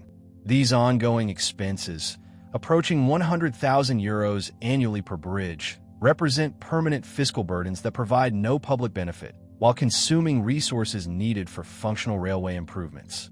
Local communities that supported the railway project based on promises of improved connectivity to major German cities now face the reality that their regions will remain isolated from high-speed rail networks indefinitely. Rural Bavarian and Thuringian towns that adjusted development plans around expected rail connections must revert to automobile-dependent transportation strategies. The unused bridges have become popular subjects for urban exploration and infrastructure photography communities that document German engineering excellence rendered useless by political and environmental challenges.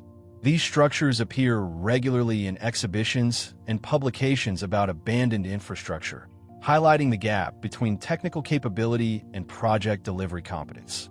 The broader implications for German high-speed rail policy have been profound, with the Nuremberg Airport failures contributing to systematic reassessment of high-speed rail expansion goals and construction methodologies.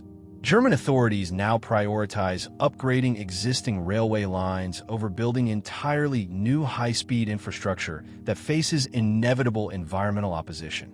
The Nuremberg Airport railway bridges serve as expensive monuments to the difficulty of major infrastructure development in environmentally conscious democratic societies, where citizen participation can effectively veto projects regardless of their technical merit or economic benefits. 22. Andalusian high-speed network cancellation. Spain, €500 million. Spain's cancelled Andalusian high-speed rail network represents one of Europe's most comprehensive infrastructure disasters, with over €500 million invested in bridges, viaducts, and railway platforms across multiple cancelled routes that transformed Andalusia's countryside into a graveyard of transportation ambitions. This massive program included not only the famous Integramarchena and Marchena Seville sections, but also abandoned high-speed connections to Cadiz, Huelva, and Granada that would have revolutionized transportation throughout southern Spain if anyone had secured adequate funding for completion. The program began during Spain's pre-2008 infrastructure boom, when the country was aggressively expanding its successful Avenue high-speed network to serve every major Spanish city. Andalusian regional authorities envisioned a comprehensive high-speed network that would connect rural communities to Madrid, Barcelona, and European transportation systems while boosting economic development throughout Spain's largest and historically poorest region. The engineering scope was genuinely impressive, requiring hundreds of bridges and viaducts through challenging terrain, including river crossings, mountain passages, and environmentally sensitive areas that demanded sophisticated construction techniques. Spanish engineering firms delivered high-quality infrastructure incorporating anti-seismic design features, advanced drainage systems, and integration with existing transportation networks that demonstrated Spain's world-class expertise in high-speed rail construction. However, the 2008 financial crisis devastated both national and regional budgets simultaneously, eliminating any possibility of completing the expensive final construction phases, including track laying, electrification, and signaling systems that transform railway platforms into functional transportation infrastructure. The crisis hit Andalusia particularly hard due to its dependence on construction employment and tourism revenue that collapsed during the European recession. The Cadiz connection alone consumed €180 million in bridge construction and earthwork preparation for a high-speed line that would have connected Andalusia's Atlantic coast to the national rail network. The completed infrastructure includes multiple expensive viaducts over the Guadalquivir River system and approaches to Cadiz that required complex engineering through environmentally protected wetland areas.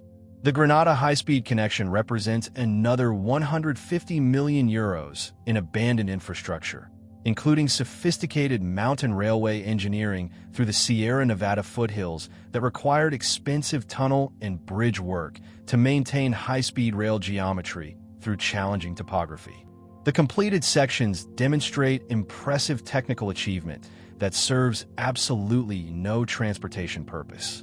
The environmental irony is particularly bitter as Spain built expensive infrastructure specifically designed to reduce transportation carbon emissions, but then abandoned it, forcing continued reliance on automotive and aviation transportation that produces exactly the emissions the railway network was supposed to eliminate.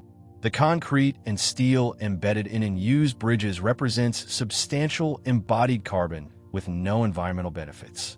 Regional economic impacts have been severe as Andalusian communities that supported high-speed rail development based on promises of improved connectivity to Spanish and European economic centers now face continued isolation from modern transportation networks. Rural towns adjusted development plans around expected rail connections that will never materialize, while transportation-dependent businesses relocated based on promises of improved accessibility. The maintenance requirements for abandoned infrastructure create ongoing fiscal burdens for Spanish taxpayers while providing zero public benefit.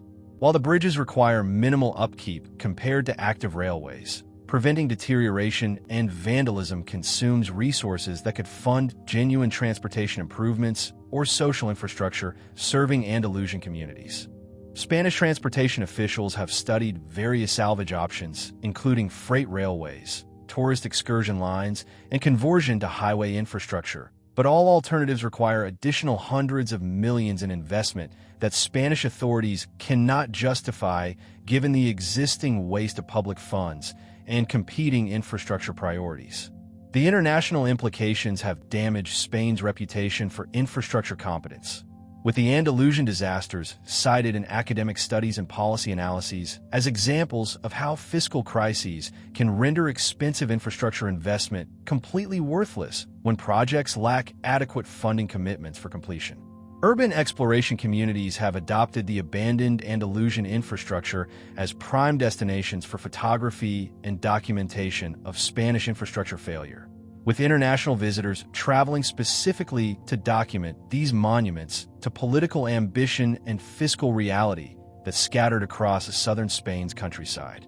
The combined €500 million loss from cancelled Andalusian high-speed rail represents one of Europe's most complete infrastructure disasters, where substantial public investment produced zero transportation benefits while demonstrating the critical importance of securing complete project funding before beginning expensive construction that becomes worthless without completion. 23. Croatian EU infrastructure irregularity, Euro 50 plus millions. Croatia's EU-funded infrastructure program has generated over €50 million in suspected irregularities and fraud cases that demonstrate how rapid EU accession can overwhelm institutional capacity and create opportunities for systematic corruption in major transportation projects. These irregularities, involving highway bridge construction, railway modernization, and port development projects, highlight the challenges of using European development funds to rapidly modernize infrastructure in countries with limited experience managing large-scale international development programs. The problems began almost immediately after Croatia's 2013 EU accession, when the country gained access to substantial development funds designed to modernize transportation infrastructure and boost economic integration with European markets.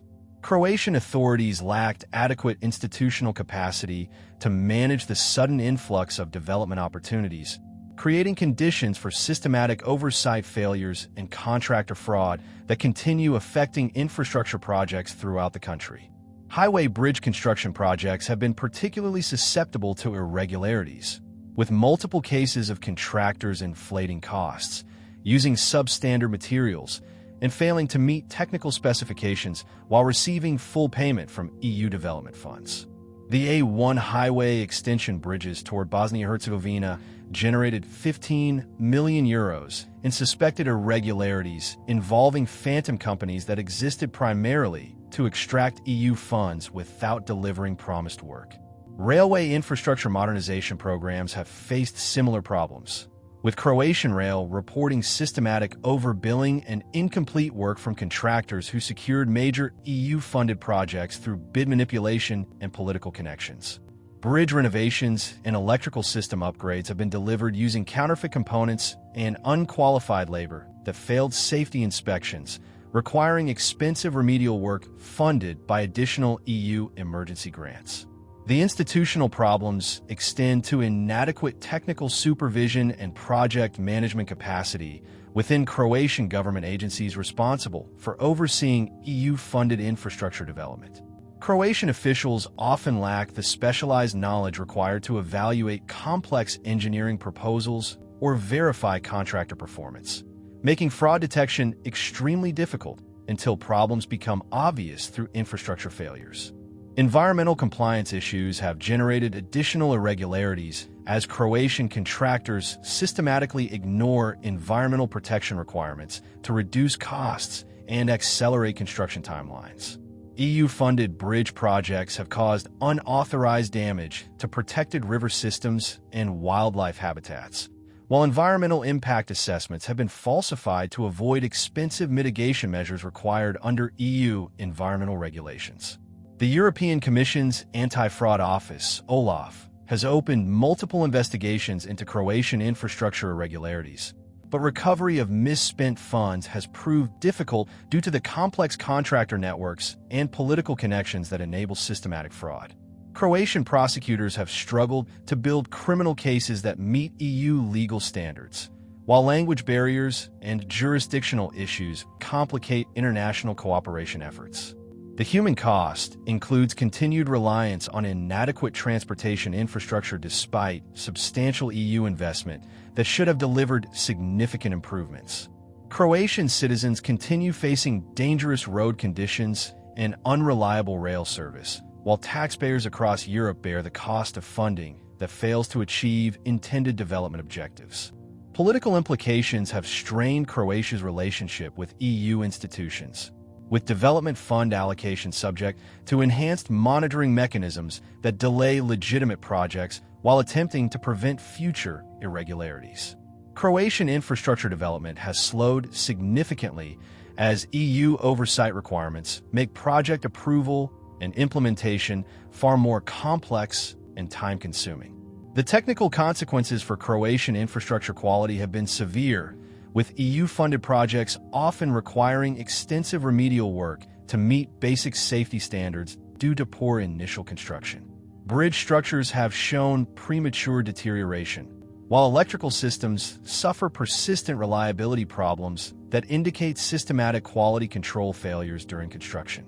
Recovery efforts have focused on improving Croatian institutional capacity through technical assistance programs and enhanced oversight mechanisms.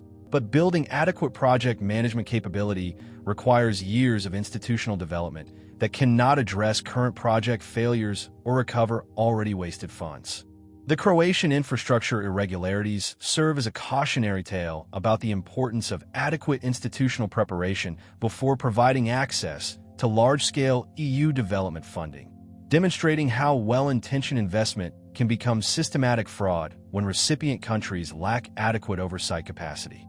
The ongoing impact on Croatia's infrastructure development continues as enhanced EU monitoring requirements and reduced confidence in Croatian project management capacity limit access to development funds needed for legitimate transportation improvements throughout the country. 24.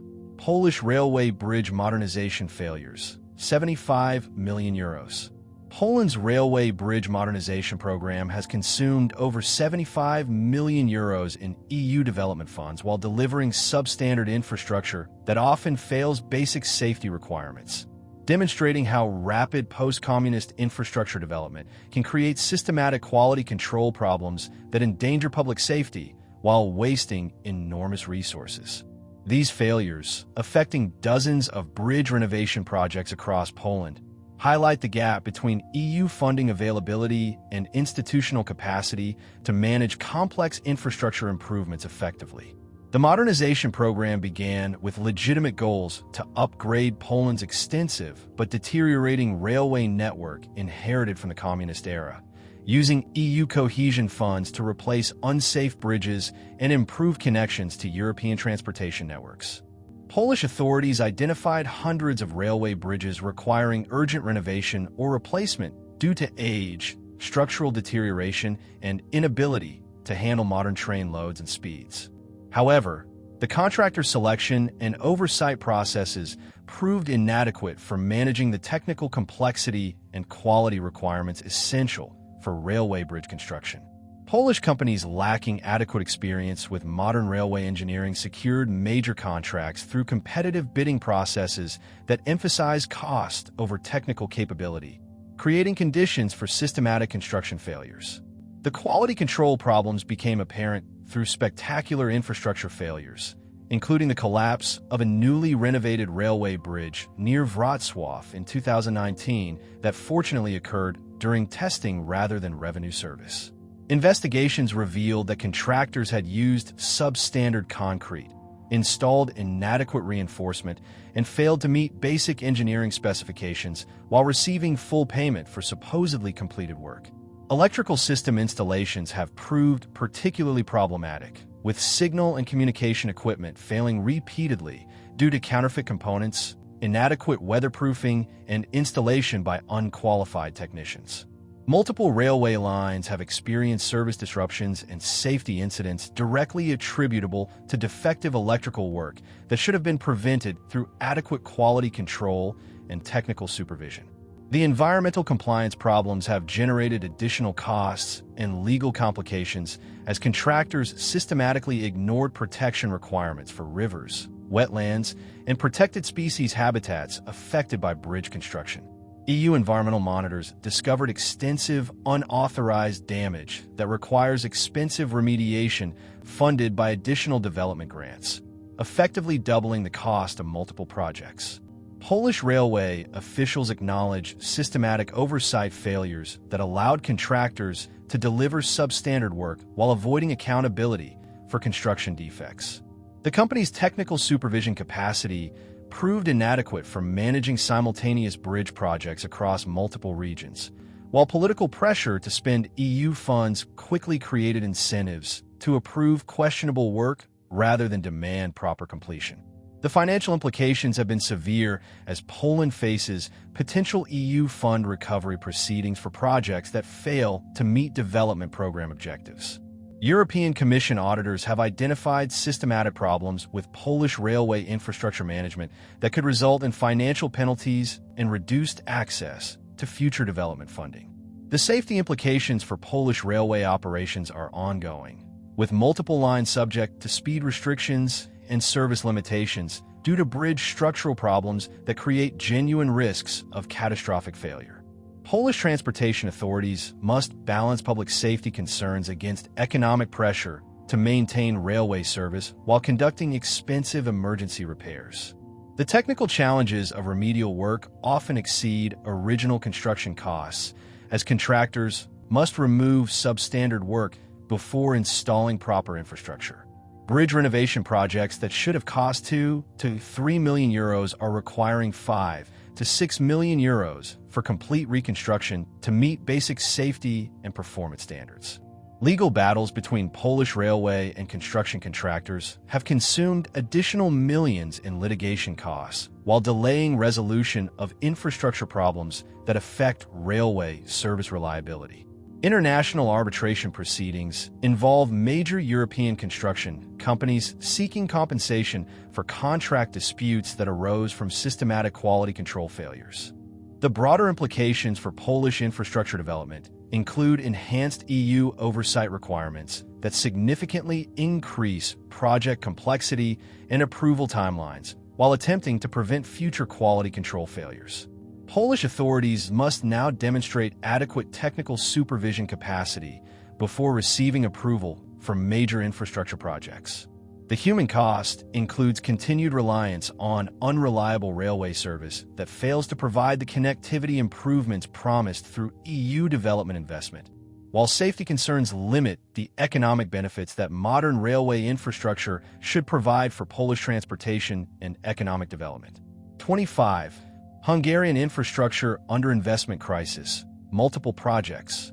Hungary's systematic underinvestment in infrastructure maintenance and development has created a crisis affecting multiple bridge and transportation projects worth hundreds of millions in deferred maintenance and abandoned upgrades. demonstrating how political short-term thinking can transform minor repair needs into catastrophic system failures that cost far more than proper upkeep would have required. This nationwide infrastructure emergency affects highways, railways, and urban transportation systems that have deteriorated beyond cost-effective repair while consuming enormous emergency funds for crisis management. The crisis roots trace to decades of deferred maintenance during Hungary's post-communist transition, when authorities prioritized new construction over maintaining existing infrastructure.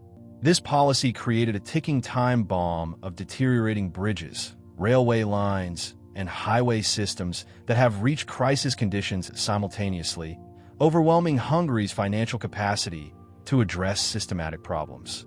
The M1 highway bridge system exemplifies these problems, with multiple structures built in 1960s to 1970s now requiring complete reconstruction due to decades of minimal maintenance. Hungarian authorities estimate that proper upkeep would have cost 10 to 15 million euros annually, but delayed maintenance has created 200+ million euros in replacement costs that strain national infrastructure budgets, while disrupting transportation throughout the country. Railway bridge failures have been particularly dramatic, including the partial collapse of a Danube crossing near Budapest in 2020 that fortunately occurred during maintenance inspection rather than train operations.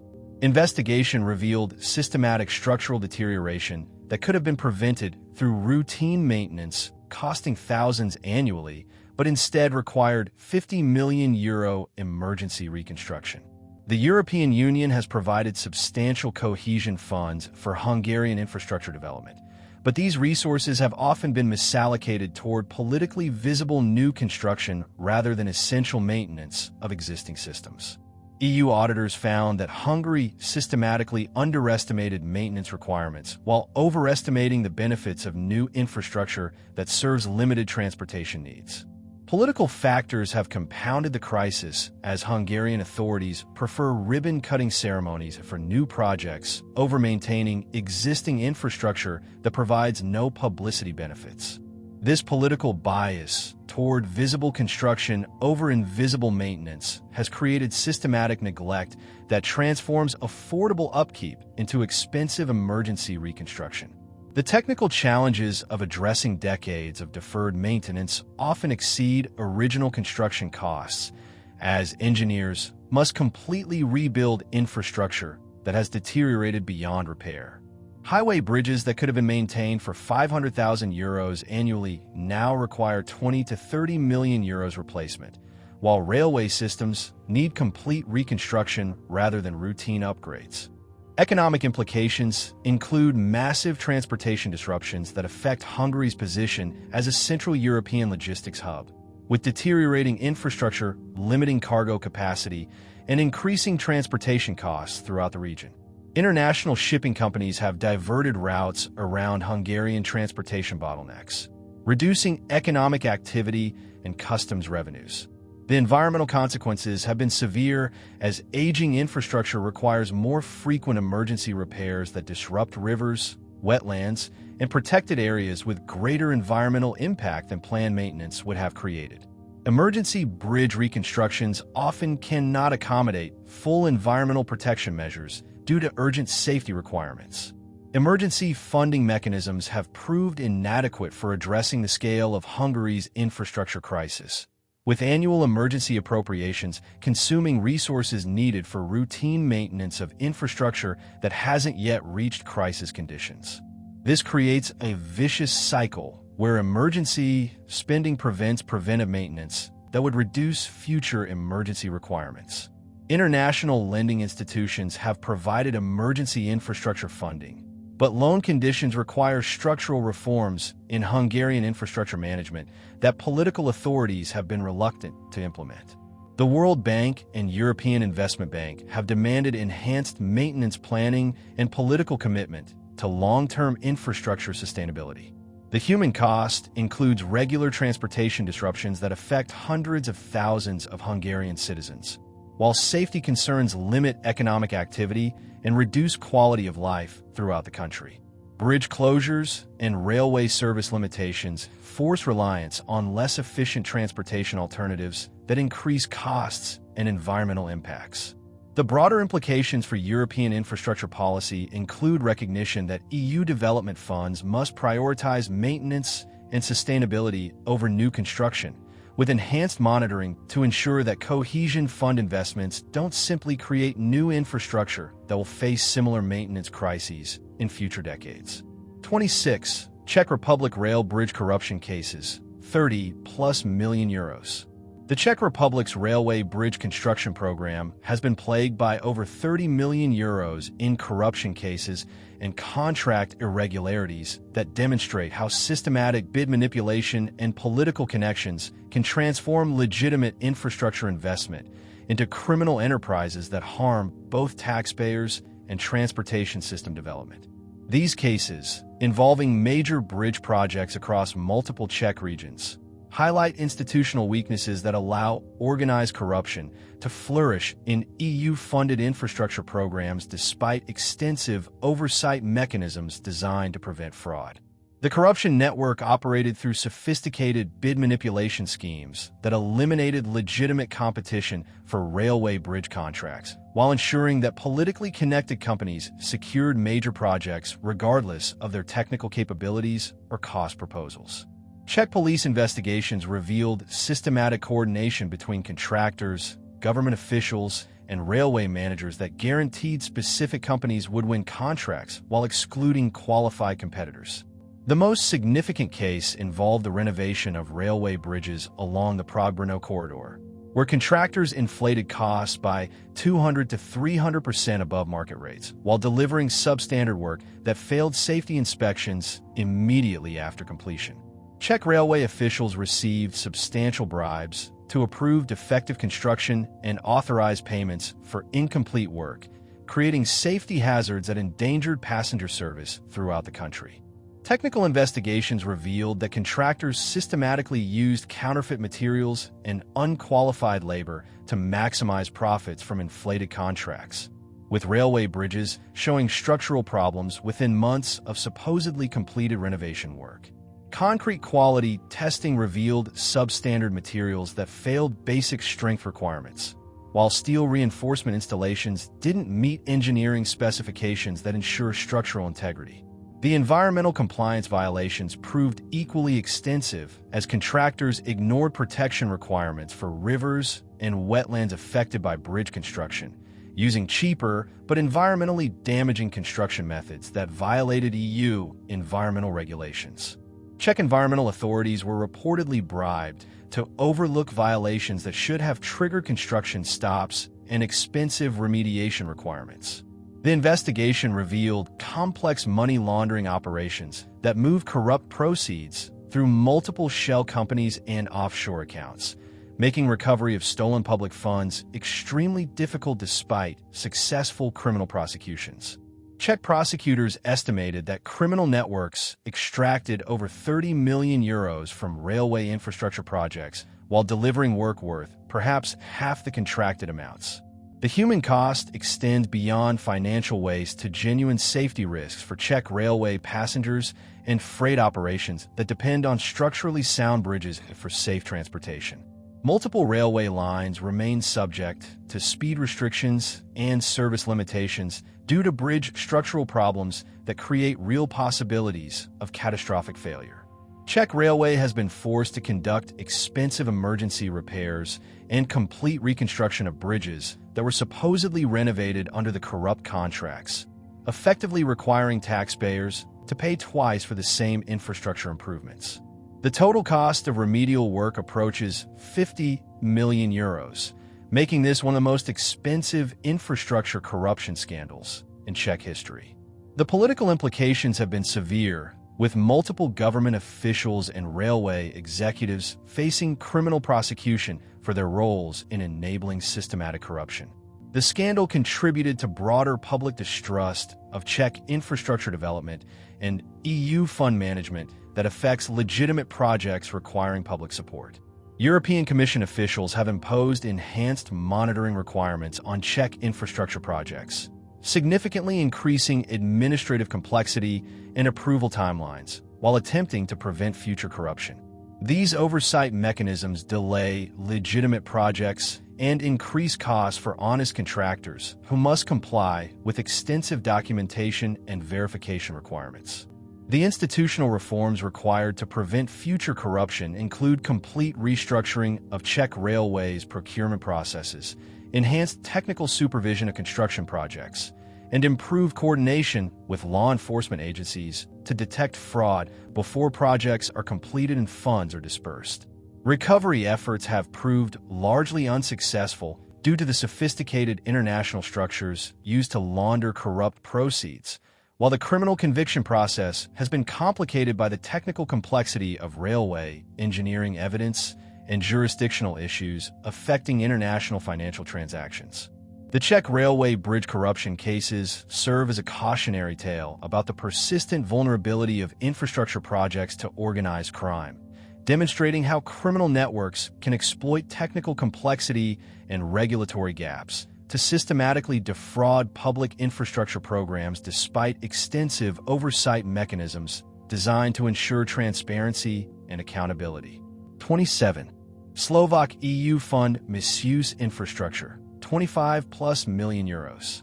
Slovakia's misuse of EU development funds for infrastructure projects has resulted in over 25 million euros in suspected irregularities and recovery proceedings that demonstrate how institutional weakness and political corruption can transform European integration investment into systematic fraud schemes. These cases, affecting highway bridge construction, railway modernization, and regional development projects, highlight the persistent challenges of using EU funds to promote infrastructure development in countries with limited administrative capacity and high corruption risks. The irregularities began almost immediately after Slovakia gained access to substantial EU cohesion funds following its 2004 EU accession, when the country's institutions proved inadequate for managing the sudden influx of development opportunities while maintaining transparency and accountability standards required under EU regulations.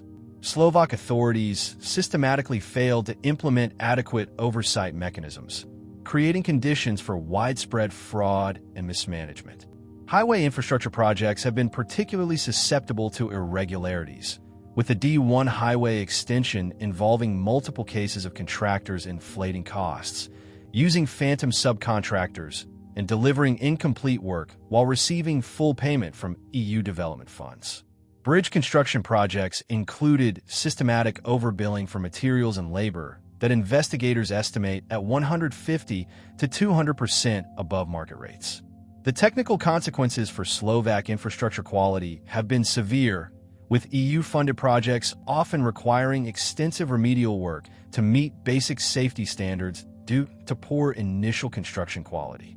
Railway bridge renovations have shown premature structural deterioration, while highway bridges suffer persistent maintenance problems that indicate systematic quality control failures during EU-funded construction projects.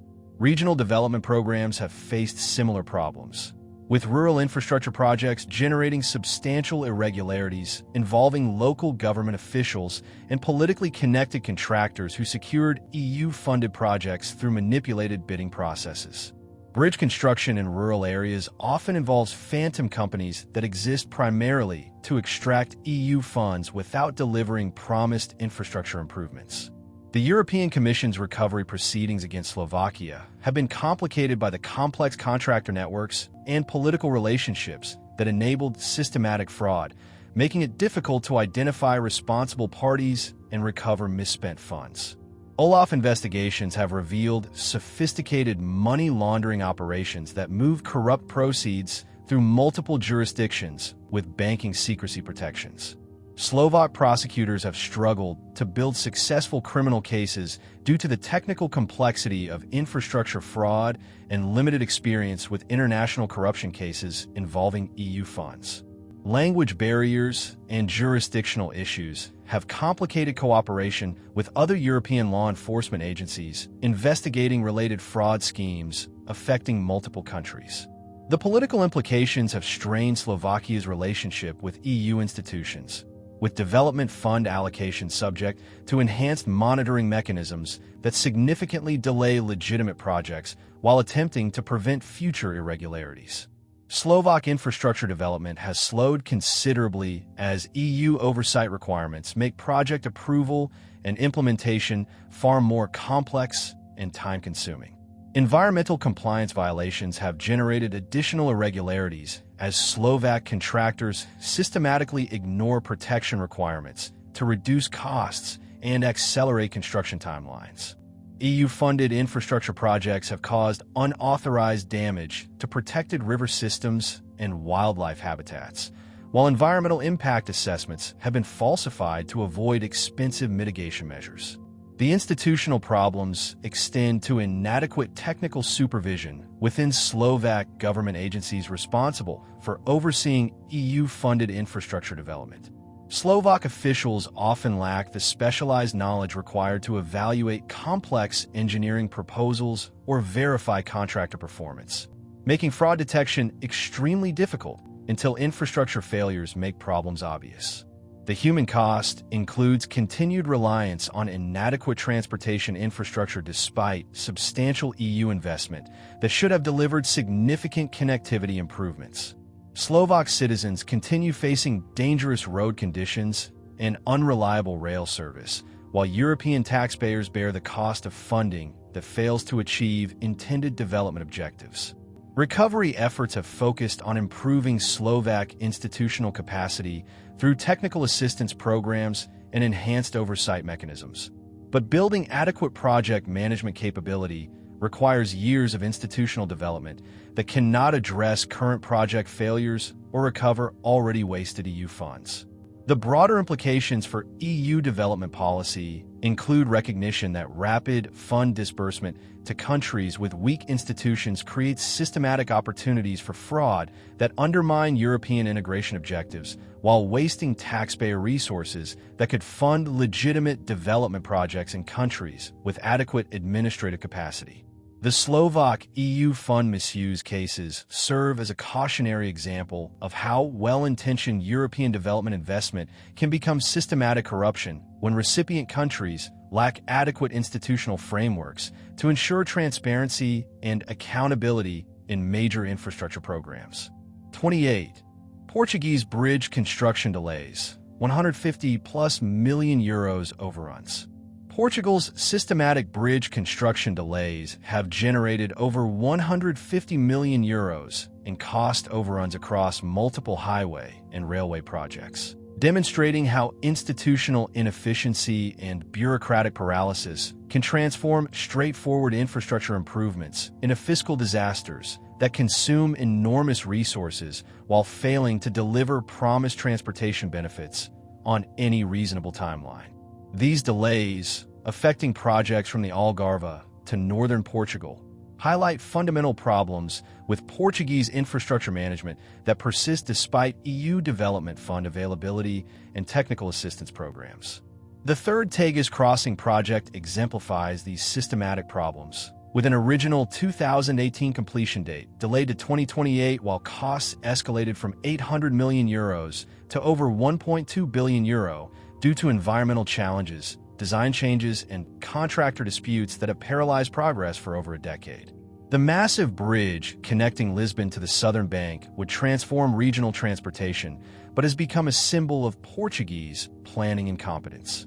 Environmental permit processes have proved particularly problematic, with Portuguese authorities requiring years to complete impact assessments that other European countries manage in months.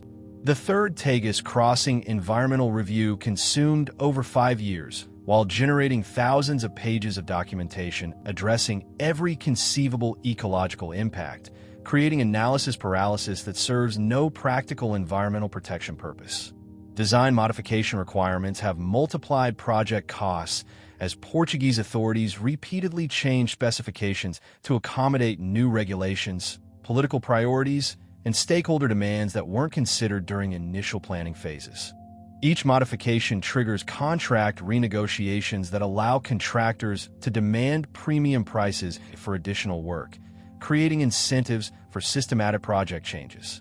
The A25 highway bridge construction program in central Portugal has experienced similar delays and cost escalation, with multiple structures requiring 3 to 5 years longer than originally scheduled, while costs increased by 50 to 100% due to geological challenges that weren't adequately surveyed before construction began. Portuguese authorities consistently underestimate both technical complexity and construction timelines. Contractor payment disputes have paralyzed multiple bridge projects as the Portuguese government struggles with cash flow problems that delay payments and trigger penalty clauses requiring substantial compensation for construction delays. Some contractors have reduced work intensity or stopped construction entirely, pending resolution of payment disputes that consume additional months or years. The institutional problems extend to inadequate coordination between different government agencies responsible for various aspects of bridge construction approval and oversight. Portuguese projects require approvals from multiple ministries, regional authorities, and EU oversight bodies whose requirements often conflict and create bureaucratic deadlocks that consume years without advancing actual construction. Political instability has compounded delay problems as frequent changes in Portuguese government leadership create shifting infrastructure priorities and funding commitments that make long-term project planning nearly impossible. New administrations often suspend or modify previous governments' infrastructure commitments, forcing project restarts that consume additional years and resources. The economic implications for Portuguese development have been severe, with delayed transportation infrastructure limiting regional economic growth and reducing Portugal's attractiveness for international investment that depends on reliable connectivity to European markets. Delayed bridge projects create ongoing transportation bottlenecks that increase logistics costs throughout the Portuguese economy. EU Development Fund management has proved equally problematic, with Portuguese authorities struggling to meet EU requirements for project management, environmental compliance, and financial reporting that must be satisfied before development funds can be released. EU monitoring requirements often exceed Portuguese administrative capacity, creating additional delays. The technical consequences include escalating construction costs due to inflation and design obsolescence that occurs when projects consume years longer than originally scheduled. Bridge designs approved in 2015 may require expensive updates to meet 2025 construction standards and safety requirements, while material costs have increased substantially during extended planning phases. The human cost for Portuguese citizens includes continued reliance on inadequate transportation infrastructure that limits economic opportunities and quality of life, while taxpayers bear escalating costs for projects that deliver promised benefits years later than originally committed. Regional communities adjust development plans around expected transportation improvements that fail to materialize on schedule. Recovery efforts have focused on institutional capacity building and enhanced project management systems, but Portuguese infrastructure culture emphasizes thorough analysis over timely execution in ways that systematically favor delay over decisive action. Changing this institutional culture requires years of reform that cannot address current project failures. The Portuguese bridge construction delays serve as a cautionary tale about how perfectionist bureaucratic processes can become more expensive and less effective than accepting reasonable risks and moving forward with infrastructure development that provides genuine economic and social benefits. 29. Austrian Alpine crossing cancellations. 80+ million euros. Austria's cancelled Alpine highway and railway crossing projects have consumed over 80 million euros in planning and preliminary construction costs, while demonstrating how environmental opposition and technical challenges can defeat even the most carefully planned infrastructure projects in sensitive mountain ecosystems. These abandoned megaprojects, including highway tunnels through protected alpine areas and railway connections to neighboring countries, highlight the difficulty of major infrastructure development in Austria's challenging topography, while serving as expensive monuments to changed environmental priorities and fiscal constraints. The Ötztal Glacier Highway project represents the most expensive single cancellation, with 35 million euros spent on planning, environmental assessments, and preliminary construction for a high-altitude highway connection that would have provided year-round access to alpine tourism areas. The project required extensive tunnel construction through glacial terrain that proved both technically challenging and environmentally controversial. Environmental opposition proved decisive in multiple project cancellations, with Austrian environmental groups successfully arguing that alpine highway construction would damage pristine mountain ecosystems that support endangered species and provide critical watershed protection for Central European river systems. The European Court of Justice supported several environmental challenges that forced project cancellations despite substantial sunk costs. The Brenner-based tunnel approach infrastructure has generated over 25 million euros in cost overruns and delays due to geological challenges that weren't adequately surveyed during initial planning phases. While the main tunnel project continues, multiple connecting bridges and approach structures have been canceled or substantially modified, creating expensive gaps in the transportation network that limit the tunnel's effectiveness. Technical challenges in alpine construction have proved more expensive and time-consuming than Austrian authorities anticipated, with mountain geology creating construction conditions that require specialized techniques and equipment that significantly exceed original cost estimates. Several bridge projects have been abandoned mid-construction when engineering challenges made completion financially impossible. The Torn Highway expansion project included multiple bridge structures that were designed and partially constructed before being canceled due to landslide risks and geological instability that made safe construction impossible within reasonable budgets. Austrian authorities spent 15 million euros on engineering studies and preliminary construction before acknowledging that the projects were technically unfeasible. Climate change impacts have affected multiple alpine infrastructure projects as changing weather patterns and glacier retreat create unstable geological conditions that make bridge and tunnel construction far more challenging than originally anticipated.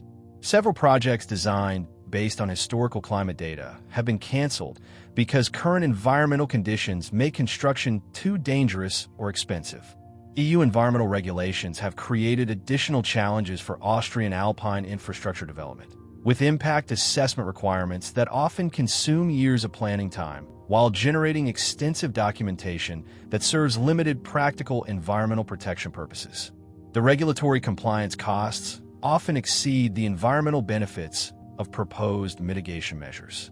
Tourism industry pressure has influenced several project cancellations as Austrian ski resorts and alpine tourism businesses oppose infrastructure development that might damage the pristine mountain environments that attract international visitors.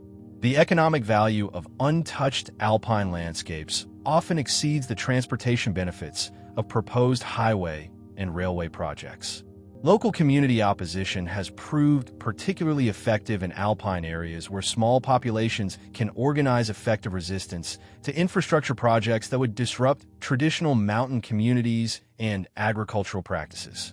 Austrian democracy's emphasis on local consultation gives small communities effective veto power over major infrastructure projects. The financial implications for Austrian transportation policy have been significant, with canceled alpine projects consuming resources that could have funded more modest but achievable infrastructure improvements throughout the country. The 80+ million euros in wasted planning and construction costs represent substantial resources that could have addressed multiple smaller transportation needs. International implications include strained relationships with neighboring countries that depend on Austrian alpine crossings for trade and transportation connections. Canceled highway and railway projects have forced continued reliance on existing alpine crossings that operate at capacity limits while generating substantial environmental impacts. The technical expertise developed during canceled projects has found alternative applications in other Austrian infrastructure development, with engineering firms applying specialized mountain construction knowledge to projects throughout Europe and internationally. This technology transfer provides some economic return on the substantial investment in canceled alpine projects. Recovery efforts have focused on developing smaller, less environmentally controversial infrastructure improvements that can provide transportation benefits without triggering the environmental and political opposition that doomed larger Alpine crossing projects. Austrian authorities now prioritize upgrading existing infrastructure over building new Alpine crossings. The Austrian Alpine crossing cancellations serve as examples of how environmental consciousness and technical challenges can override transportation planning and economic considerations, demonstrating the importance of adequate environmental and geological assessment before committing substantial resources to major infrastructure projects in sensitive mountain environments. 30. French regional bridge project abandonments, 120+ million euros total. France's abandoned regional bridge projects represent over 120 million euros in combined infrastructure investment that demonstrates how changing political priorities and funding constraints can render completed engineering work completely useless while creating permanent fiscal burdens for French taxpayers. These scattered projects, from Normandy to Provence, include highway bridges built for canceled road extensions, railway bridges serving discontinued train lines, and urban crossings that never connected to planned development areas. The A16 highway extension in Normandy represents the most expensive single abandonment, with 45 million euros spent on sophisticated bridge structures designed to carry the highway extension toward Le Havre that was canceled due to environmental opposition and funding shortfalls. These completed bridges arch gracefully over Norman countryside, while serving no transportation purpose except as monuments to French infrastructure planning failures. The cancelled TGV extension to Perpignan left multiple expensive railway bridges isolated in the Languedoc countryside, representing 35 million euros in investment for high-speed rail infrastructure that will never see trains due to changes in French railway priorities and EU funding availability. The bridges meet all specifications for 300 km/h service, but connect to nothing except gravel access roads. Regional development programs have generated additional abandoned infrastructure as French authorities built bridges for planned industrial zones and residential developments that were canceled due to economic changes and environmental challenges. The Provence region alone contains over 15 million euros in unused bridges designed for development projects that never materialized. Political changes at regional and national levels have repeatedly reset infrastructure priorities, leaving expensive bridge structures stranded when new administrations abandoned previous governments' transportation commitments. The French democratic system's responsiveness to changing public priorities creates systematic risks for long-term infrastructure projects that span multiple political cycles.